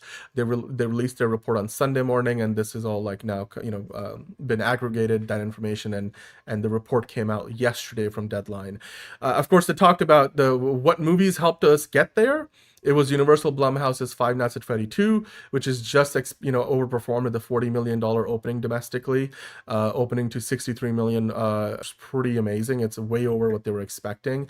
It's the number one haul ever in the historically slow post-Thanksgiving period. And then if you scroll down a little bit more, John, they talk about how this compares to previous years. Because like they said, this is the third time since the pandemic that the box office has done as well as it has. So if you can scroll down a little bit, we can talk about the year-on-year numbers where they talk about how the current domestic box office... Nope, scroll up a little bit more. There you go. Nope, go a little bit down. It's below the related stories. They're talking about how year on year, the current domestic box office is 1% ahead of 2024 at the same point in time for January 1st to the December 7th span. So again, they're not counting for Avatar just yet. So this number will go up, obviously, when Avatar comes out, Zootopia 2 continues to play. Last year ended with 8.57 billion for comparison, but now we're looking like we could get to 9 billion because Avatar will have a big opening, and of course we've got a couple of more weeks of movies before the year finishes out. So you add a 110 million into that. And yeah, there's a chance we can get to $9 billion. What do you guys think about that? I mean, do you think we're gonna get 9 billion, or do you think 8 billion is just about where we're gonna end up? Because last year ended with 8.57, but if everything goes really well, we could go do a lot better. John, what do you think? Do you think we can cross the I 9 hope billion so. mark? That's the hope. It's I don't know if we'll get there, but with having Zootopia and Way of Water back to back, or Way of Water, Fire and Ash back to back. Angelica. Yeah. I Oh, think and that hello, would be awesome. Stacy. A lot of y'all just joining us now. We did talk about a lot of the Supergirl trailer news and reacting to it live. You guys can check that out if you're joining in late, and be kind of rewind. But we've got hot take debate coming up. I didn't even mention that, guys. We got hot take debate in the news section of the show today. Yeah, look, like you said, John, the more money the box office makes, the more viable the theatrical industry is, the better it is for Hollywood, and the more it will force Netflix to hopefully keep Warner Brothers movies in theaters if they do go through with that deal. Guardians of the Galaxy is trending on X. Public thinks it looks like. Yeah, look, people will make the comparison. Yes, they will. And clearly we were talking about that for the last hour. Hello, Movie Spud. I enjoyed the Supergirl trailer. 8 out of 10. Awesome. I think I gave it an 8 out of 10, and a lot of you guys did too. John gave it a 7.5 out of 10. But yeah, you can pretend your living identity is as a movie theater, but it's not really a movie theater. What? I don't know what that means, Kyle. I'm sure you were joking there. But you guys let us know. Can we hit the 9 billion mark? We just crossed 8 billion on December 7th. That means we still have 3 more weeks of movies before the year ends. And so can we make another $1 billion in the domestic box office in that 3-week period of time? You got Avatar 3 there, so that's a pretty good bet to help that number out. Enterprising gave Supergirl's trailer 8 out of 10. Yeah. I think that's a pretty good average. That's pretty much where a lot of people are landing on this. But hey, with that, John, speaking of comic book movies, we're now going to switch our focus and talk a little bit about Avengers Doomsday. So let's put up that MCU Weekly graphic. For one that's story. where we're at. Well, I think it's significant though, right? Because we just spent an hour or so talking about Supergirl's teaser trailer. We know next week when Avatar: Fire and Ash comes out, the expectation is that that in the movie theater Disney will attach the Avengers Doomsday trailer before it, alongside the Odyssey trailer. We know those are going to be the 2 big ones. Talk about the Doomsday trailer right now. Specifically, what do we need and or want to see in that trailer? Like, because Supergirl's trailer just dropped, is gonna do well. A lot of people liked it. 8 out of 10s across the board for the most part. Do you think Avengers Doomsday needs to obviously do a much bigger job? Because that trailer will get a lot more views. That's pretty much a guarantee. It's a bigger movie. It's gonna make a lot more money. But what do you need to see in that movie, John? Like, what are your expectations? Like, there are 5 things in this article on comicbookmovie.com that they want to see in the trailer, and we could talk about them, but I also want to know what you would like to see. So if you wanted to summarize what your expectations are from the trailer, then what would you like to see or maybe not see in the Doomsday trailer next week? What I don't want to see is like too much X-Men. That's what I don't want to see. I don't want to see too much X-Men. Like, even because it's like, this is like the 17th time they're like, this is the swan song for the Fox X-Men. And it's just like, okay, but the Sheen, this is the 3rd time you fucking showed off the Fox X-Men as the swan song. It's like, we're done, okay? So I think actually it would be more like the 5th time, because it would be Dark Phoenix, Legion, Logan, Deadpool and Wolverine, and now this. So I don't want too much X-Men. Save that for a future trailer, like more bigger trailer. Just like focus on Doom. That's what I want. Focus on Doom. It's Doomsday. Call it Doom. That's what it is. So yeah. So like, I don't mind seeing like one of them, like, oh, Cyclops or Professor X. That's fun. Don't focus on that. focus more on Doom. That's my biggest hope. Yeah, the Doomsday trailer will enterprising probably blow the Supergirl trailer out of the water. There's nothing wrong with it. It's a bigger movie. There's a lot more heroes, and it's building. It's going to be building on Avengers Avengers Endgame in many ways. So it's yeah. CC Black wants to see incursions in the trailer. Yeah, I think so too. What's the number 5 in this article? Let's kind of go through what they talk about here because I think they make some good points. If you scroll up a little bit here in the article, John, among the 5 things they want to see here, they want to see what to expect from Robert Downey Jr.'s Doctor Doom. I think we all want to know why Doctor Doom is being played by Robert Downey Jr., what he wants.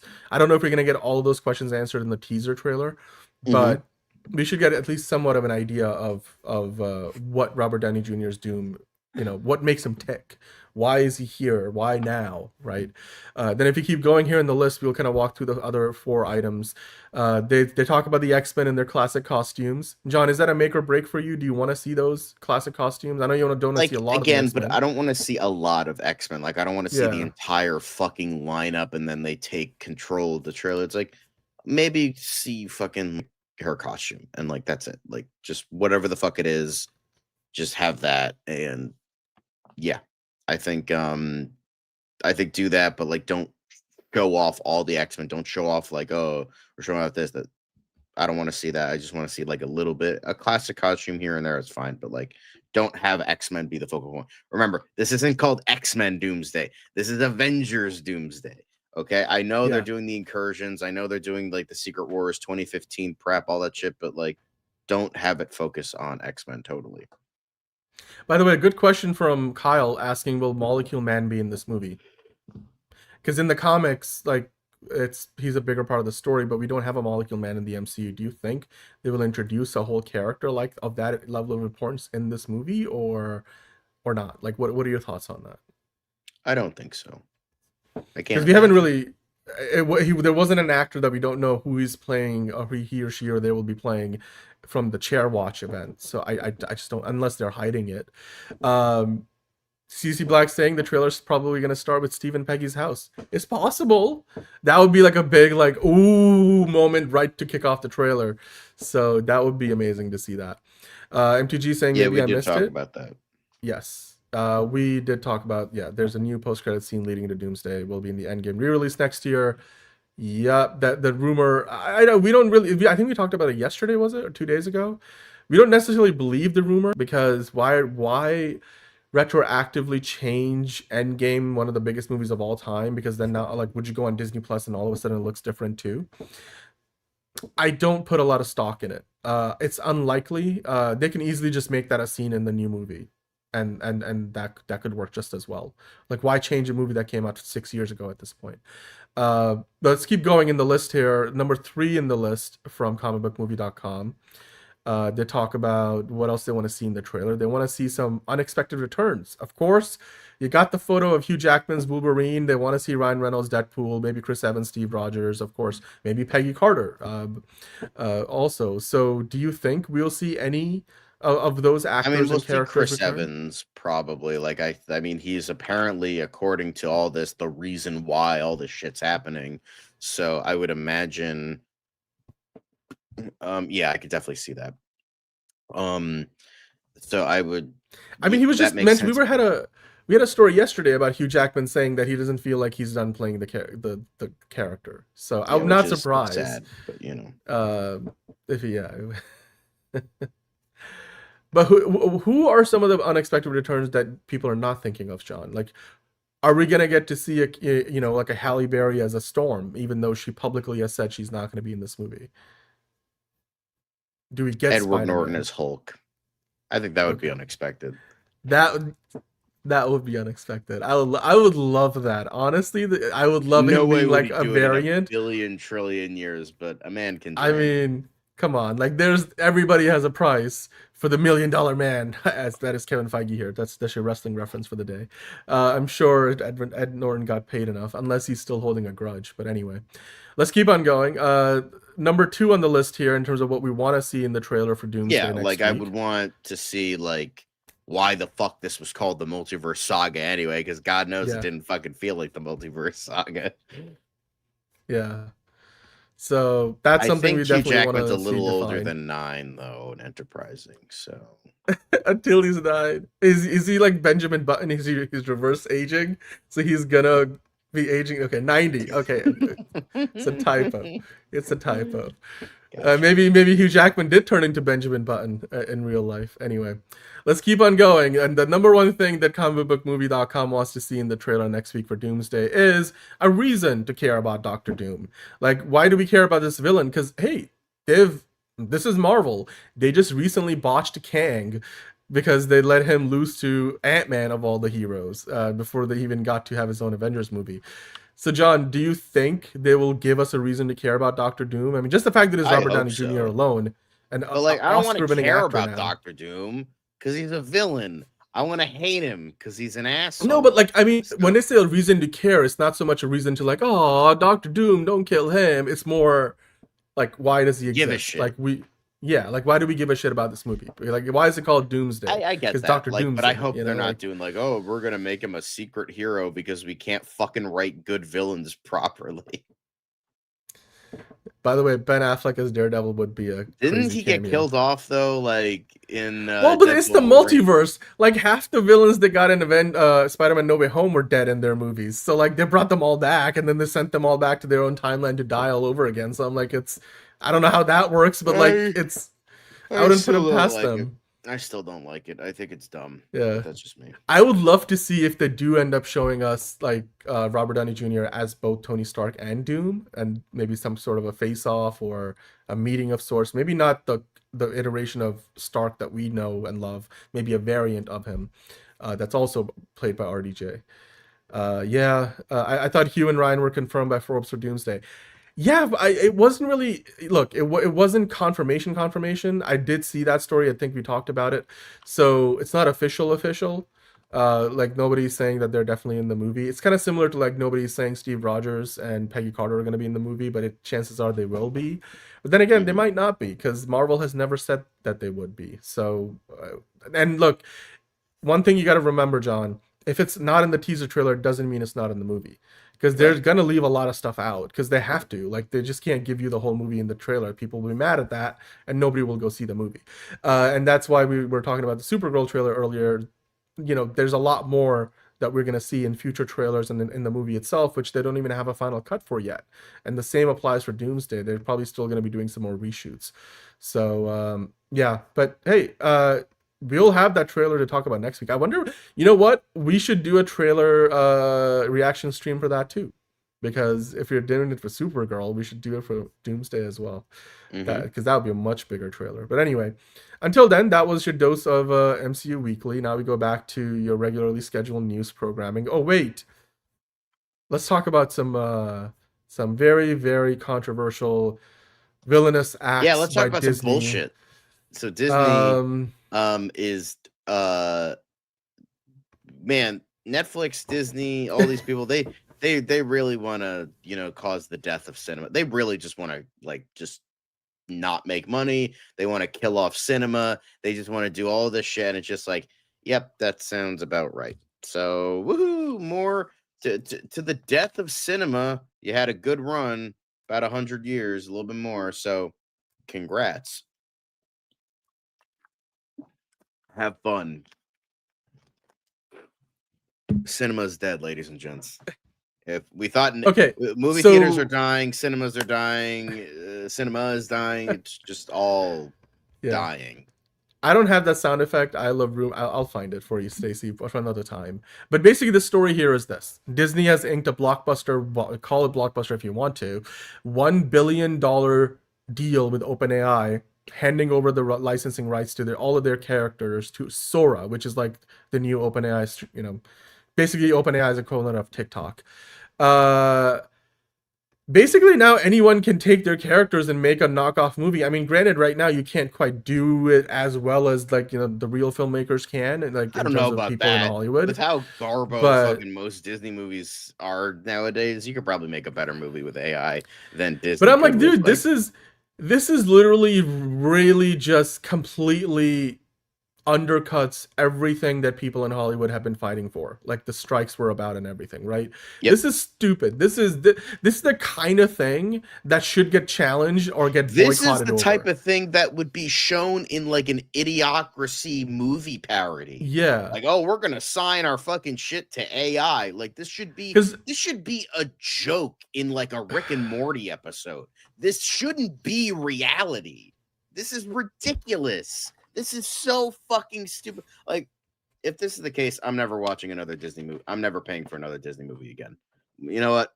I'm boycotting Disney. I'm done. I'm not dealing with these fucking people. I will gladly pirate everything. I'm not seeing another Disney movie in the theater. I'm not. This is bullshit. Yeah. No, I mean, and this is not a rumor. This happened. It's now real. This is real. People on Sora can basically make stuff that's going to be based on characters from Disney, like all of their characters. That includes Marvel and Star Wars as well. So what is more important than writing in movies, though? That's true figure drawing, but here's the thing.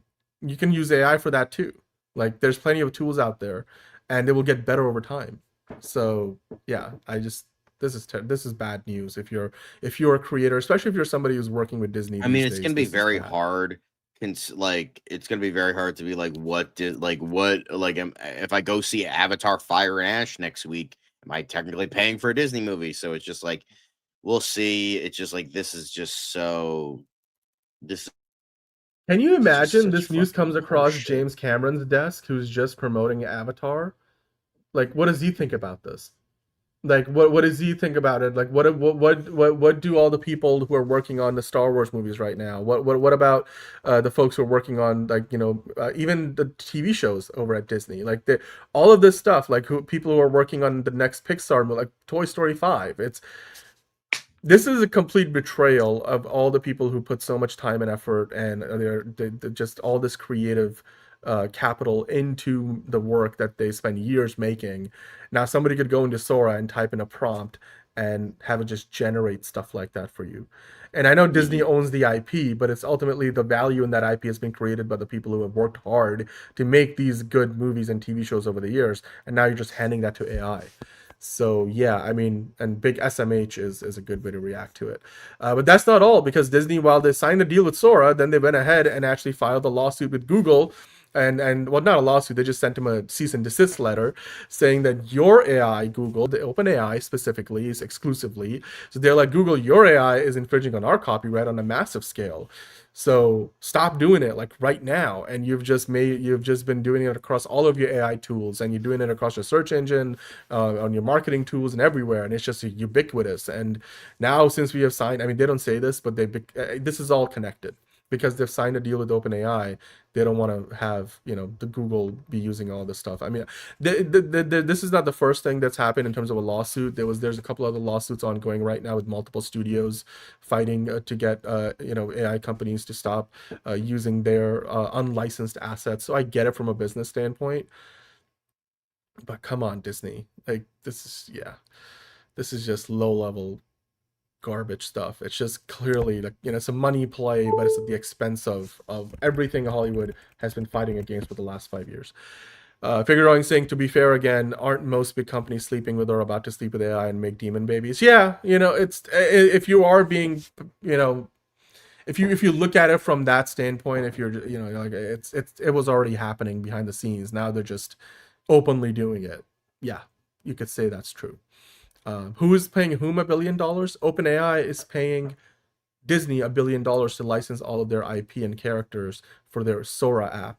The one that generates TikTok-like videos that are completely AI generated. Ironically, money OpenAI doesn't have, because they have negative fucking profits right now. But yeah. Well, you guys let us know in the comments down below. What do you think about that news? It's it's happening now that Disney's signed the deal. I think this only opens the floodgates, and other studios, Warner Brothers might do something similar, Universal Pictures maybe, or whoever ends up with Warner Brothers eventually. Maybe Netflix wants to do something similar. They might already be doing something like that in house. Maybe they don't need to license it out to OpenAI. Like this, I think this will open the floodgates because now because Disney took the first step into the darkness, and now from there we just probably see everybody else sort of jump into the pool as well. But in the meantime, we got to move on to talk about some MovieTalk Madness. Specifically, we've got a trailer today to get into. This is a trailer for a show that I loved, and I watched the first season of Hijack on Apple TV. It's been a few years. Basically, Idris Elba plays this hostage negotiator sort of a thing. That's his job as his character. And in the first season, he helps to negotiate a safe landing for the plane that he's on that's being hijacked. I forget exactly how it ends, but obviously the good guys win at the end. Ironically enough, I was actually waiting for the second season to come out. Hopefully, years ago. It's been 2-3 years now, but that's pretty season much two.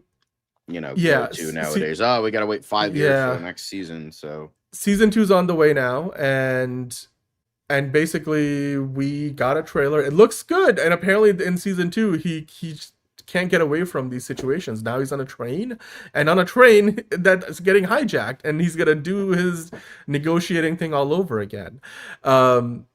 It looks okay. It looks a lot darker in terms of just the visuals, because the plane season 1 was much brighter because there's the plane in the sky in the middle of broad daylight. This just looks like it's a train that's underground in London.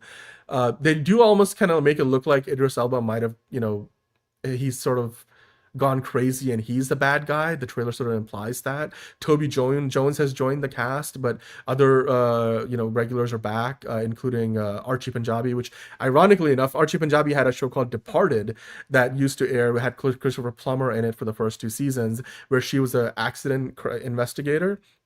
And the season 1 was about a plane crash. Season 2 was about a train crash, and she's in this show as well. And this is following a similar pattern. Crash. Exactly. You know what, John? I don't think you saw Departed, but Departed season 3 was about a ferry crash sinking.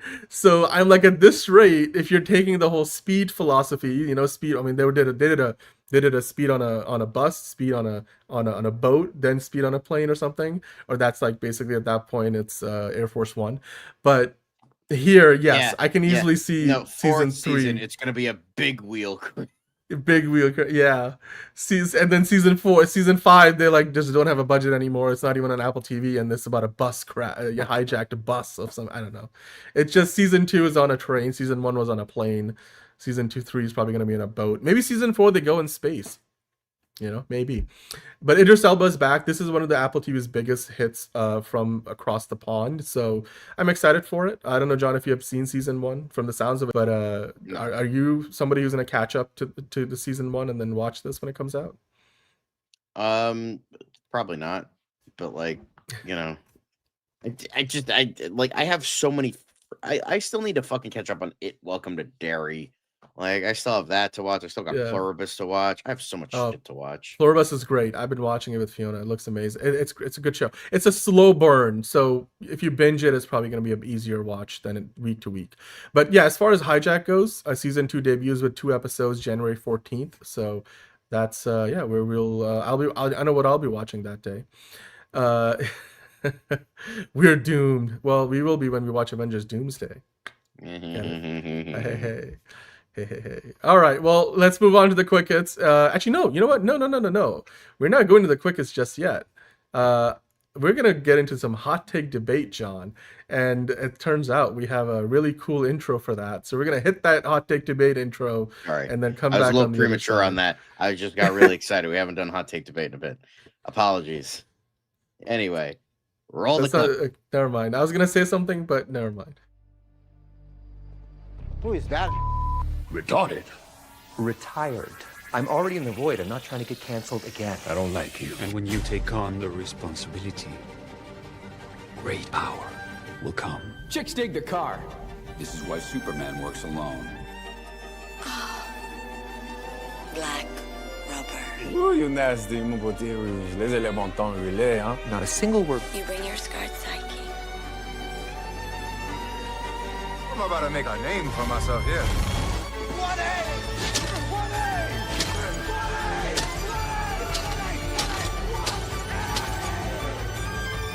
Pathetic.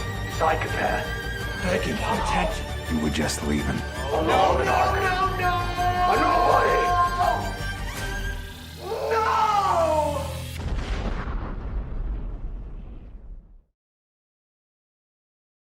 Oh, I do love Riddler's Tism rant. Anyway, now let's get into the hottest of the takes of the debates. Welcome to Hot Take Debates, ladies and gents. But let's just get right into this. We'll zoom into this, and Jesus Christ, we're already starting out with War and Peace here. Jesus fucking Christ. Anyway, MF Alpha 18. Tim Drake is the only logical choice to replace Bruce Wayne as Batman. Yeah, everyone fucking knows this. This isn't a hot take. Anyway, first off, Tim is not my favorite Robin, so no one can say I'm biased or whatever. Tim Drake was basically created to not only be the next Batman, but to be a better Batman. But for whatever reason, ever since they made Damian, they don't know what the fuck to do with Tim. The reason Nightwing should not be Batman is because, one, he's Nightwing, and Nightwing is better than Batman, and he should stay Nightwing because he does not want to be Batman. That is one thing that has been consistent about his character in every adaptation. The reason Nightwing exists is because he doesn't want to be Batman. That's why he quit being Robin a few months before he became Nightwing, and we all know why Jason and Damian can't be Batman. So who does that leave? Tim. Well, they're trying to make Damian Batman because, you know, he's the son, he's the Wayne, so they have to carry on the Wayne name. And Jason is pretty much one step away from being a villain, depending on the continuity. But, like, I agree with this. Tim Drake is the only choice to be Batman. Like, that was even in, like, a future, like a flash forward, like, Tim Drake was a murderous, gun-toting Batman, but still Batman nonetheless. And even Batman himself has said in continuity that Tim Drake would be the best person to take the reins as Batman. It's just, you know, with all these legacy characters, they just, like Wally West, they didn't know what to do with him. Tim Drake, they didn't know what to do with him. They don't know what to do with all these amazing characters that they have because DC is run by idiots. But yeah, it's pretty much well known that Tim Drake is the best and really only choice for Batman. Dick Grayson can be a very different Batman. It can work, but for the most part, no. It depends. Like, if you're like adapting a movie and you're trying to make it work, like, yeah, I could see that. But for the most part, yeah, it's pretty much known that Tim Drake is really the only person that can replace Bruce Wayne as Batman. But they're not going to do that anymore because they have Damian Wayne. But to be fair, Damian Wayne might quit as Robin. I don't know, but like, yeah. You know, exactly. But it depends. Sometimes he says, no, I don't want to be Batman. Sometimes but I think Bruce Wayne himself has said Tim Drake is the man I could see be.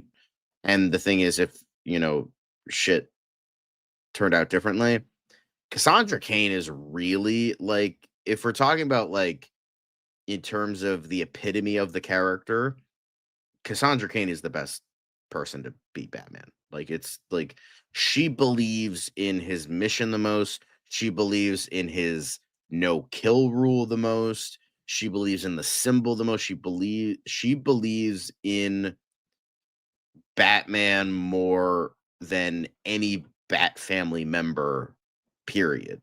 So I'd say if you can, like, you know, tweak certain things and, like, you know, if you're like just like, you know, it's technically a girl being Batman, if you could, like, get over that, then, like, yeah, I would say Cassandra Cain is technically the best person to be Batman, but that's just me. Yeah, I would say, because who knows if Damian Wayne is going to be the character that they use in Brave and the Bold now. I hope it's Tim Drake because we've seen Dick Grayson in live action a bunch of times. We've seen Tim Drake in, we saw the first 3 Robins in Titans, but that sucked. So, but in terms of big screen adaptations, we've seen Dick Grayson in 2 movies. Jason Todd, nobody really gives a fuck when he was Robin. They only care about when he's Red Hood. And then Tim Drake. So I would say bring Tim Drake in. So they're not making him super old like, Damian Wayne was introduced because he's a kid and, he had to be like a certain age. So like if they want a younger Batman, boom, that's what they do. So we don't talk about that. Fuck Carrie Kelly. Anyway. But yeah. So I agree with this. This is not really much of a hot take. It's 100% true. Game Freakiness says James Gunn adds way too much comedy to movies that should be serious. Suicide Squad, main characters die at the very beginning. Superman saves a squirrel. I mean, I don't like. The thing is about James Gunn is when he knows when to like shut the fuck up and like be serious when need be. But I don't think that this. I kind of see what you're saying. I think sometimes he does go a little bit overboard, but I don't think he puts too much comedy all the time. I mean, I think there are a couple like cases where he's like, it's a little bit much, but like look at Guardians 3. That whole subplot with Rocket was very, the squirrel thing wasn't comedy. And I think Guardians of the Galaxy Volume 3 shows that he can be serious. So, there is no God. That's why I stepped in.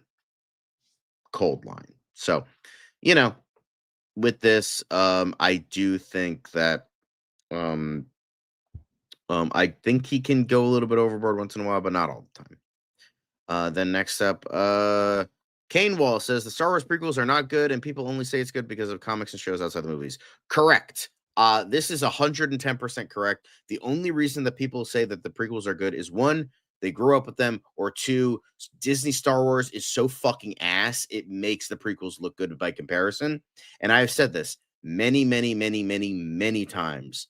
Many times. I would much rather take the terrible vision from a filmmaker like George Lucas than a terrible vision from a corporation. So yes, prequels are technically better than Disney Star Wars, with maybe the exception of like Rogue One, but like for them and Andor, from what people have said. But for me, the Star Wars prequels are still fucking ass. Like Phantom Menace sucks. Attack of the Clones is even worse. Revenge of the Sith is mid. I'll give them that, but it's still burdened by horrendously awful dialogue, mediocre acting, and it's pretty much being held up by its like choreography, but that's it. It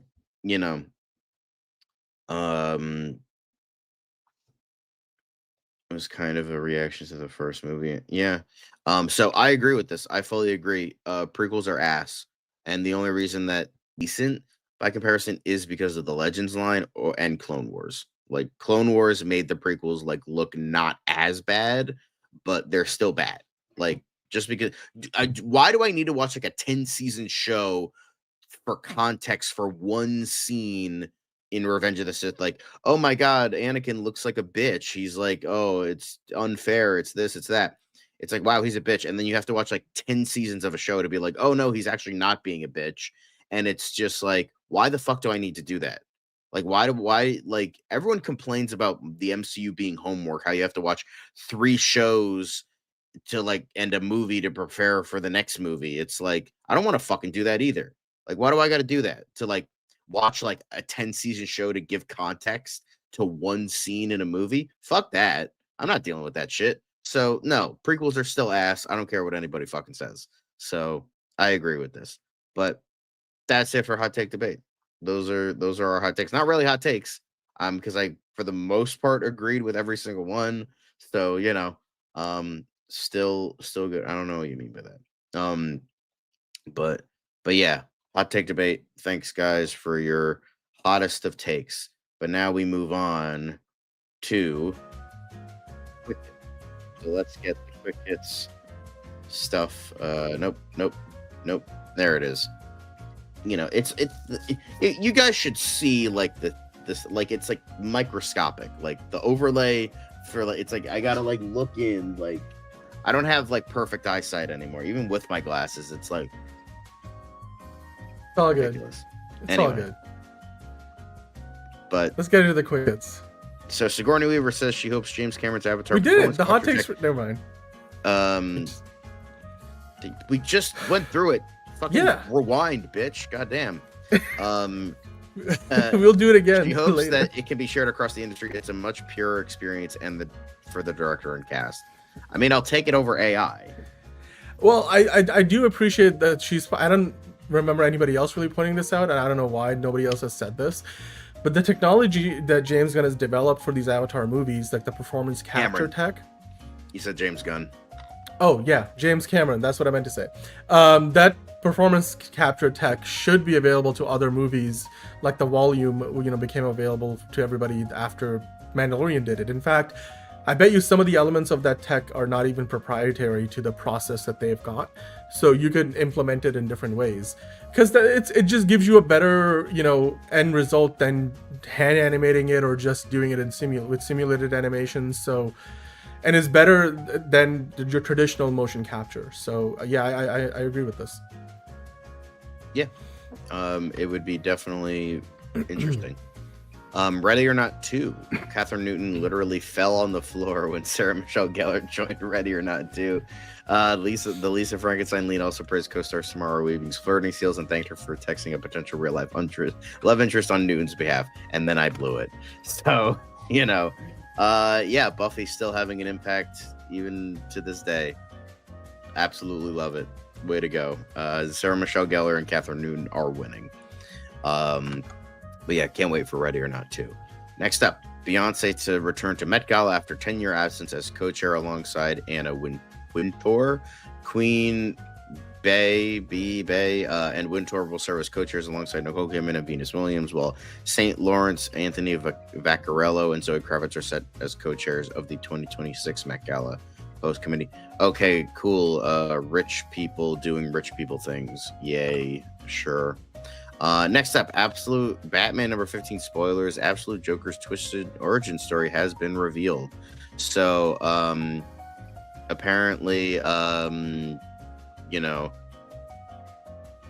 apparently they're making it so that like this Joker is like what the Waynes are, but different. Like he's apparently like Joseph Jack Grimm was a street urchin who performed as a clown before finding success in vaudeville performances, which eventually led us on to Hollywood. So essentially it's like it's like the Joker is essentially like connected to the Grimms and all that shit. So yeah, essentially they're just reversing it. Like Batman is poor, but Joker isn't, and he turns into a monster for some reason. So cool, I guess. Paradise sets a return date, reveals where Sterling K. Brown is headed in season 2. Get out of here. But yeah, this is apparently part of their 3-season master plan. He revealed it will premiere on Hulu on February 23rd with 3 episodes. Yeah, so if you are excited about this, he indeed ventures outside of the show's central bunker to the world above. So if you're excited for that, go watch Paradise. Yeah, the Jonkler. Anyway, but next up, Margot's Got Money Troubles with Elle Fanning and Michelle Pfeiffer set release date, first look. So apparently drama series on Apple TV. It's based on the best-selling novel of the same name. The official synopsis: a bold, heartwarming, and comedic family drama following a recent college dropout and aspiring writer Margot, the daughter of an ex-Hooters waitress Pfeiffer and ex-pro wrestler Offerman, as she's forced to make her way with a new baby and mounting a pile of bills and dwindling amount of ways to pay them. So yeah, just like life. Oh look, it's a dog. Look who's here. Yeah, it's real life crypto. Hey, Zelda, say hello. Yeah, see, she had surgery. She's been doing better. Yeah, she's very eager. She's excited.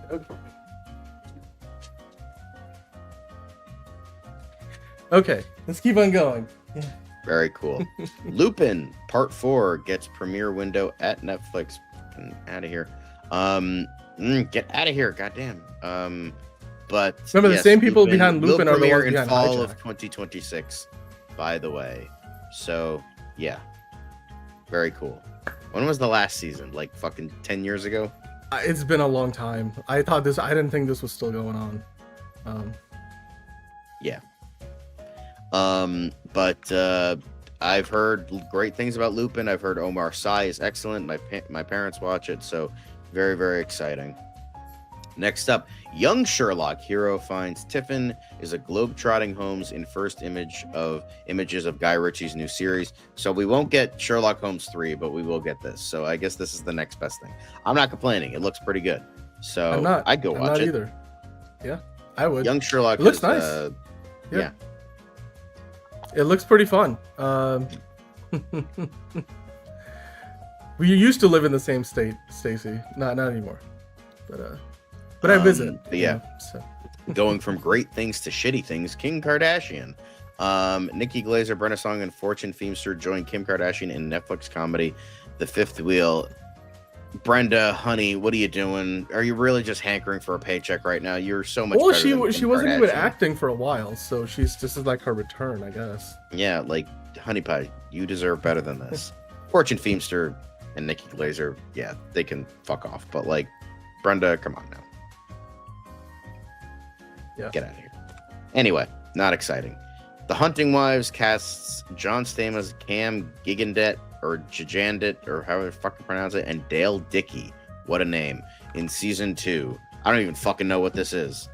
This is that show with Malin Ackerman on Netflix that everybody was watching because it involves a lot of lesbian sex. That's what it is. Now John Stamos comes in. There you go. See, there you go. Now you know what I'm talking about. Yes, that's okay. If lesbian sex was the only thing your show is known for, it's like, bro, you got to get better writers. It's yes, it's good representation, and it's actually it's not it's like a cable show for the quality Beaver character in Zootopia 2. Yeah. Maple something or other, or whatever the fuck her name was. Nibbles. Anderson Cooper will stay at CNN after striking new deal. Congrats to Anderson Cooper. Good for Anderson Cooper. He was we are living in a time when cable budgets are shrinking, so they were thinking they might let him go, like they've let go of a lot of other big personalities. But hey, Anderson Cooper is still the face of the network, even though he's not on as much anymore. But he'll be sticking around for a little while longer. So good for him. Also, more LGBTQ representation. Yes, so good to see it. Then next up, BBC orders first full season of The Celebrity Apprentice. So, I guess the Brits wanted a bit of The Apprentice themselves. Yeah. Maybe the guy at on The Celebrity Apprentice will eventually become like the Prime Minister, if that's how it goes. Maybe. Certainly, there was a precedent for that now. So there's a precedent for that. I think you misheard me, but okay, let's keep on rolling. Anyway. I see what you. I see what you. Power season 3 wraps production. Okay, great. Don't care. Fucking fuck that. Come on, there's a new little. Okay, we're not gonna talk about it. I don't give a shit. I don't care. Season 2 was better than season 1. That's all I'll say.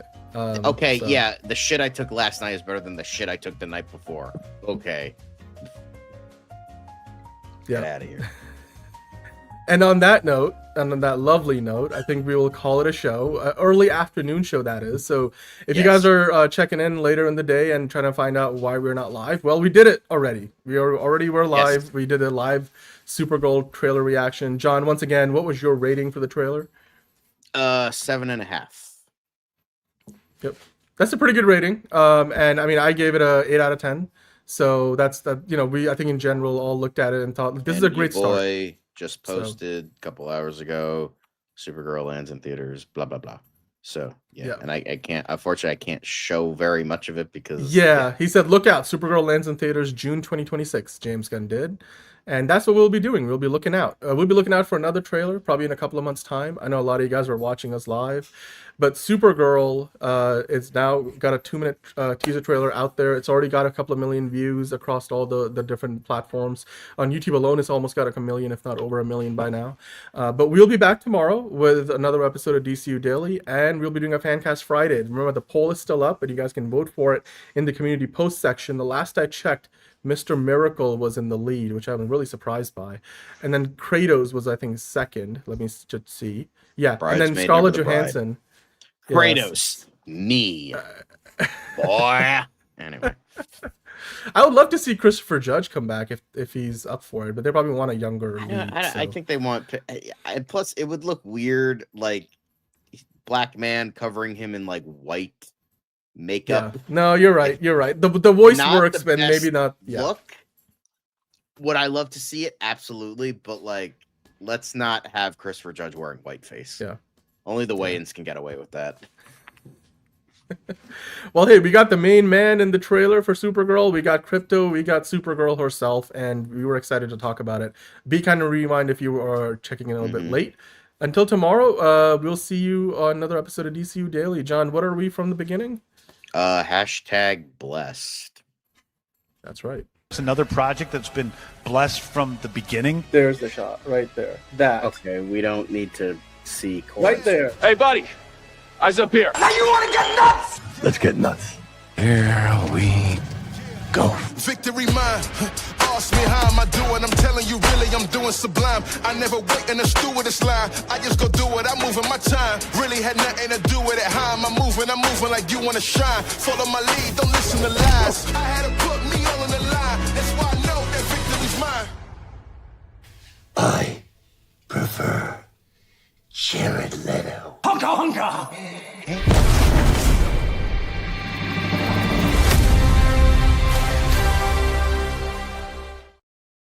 Fuck Jeff Snyder, fuck Netflix, and fuck Paramount. Fuck everybody.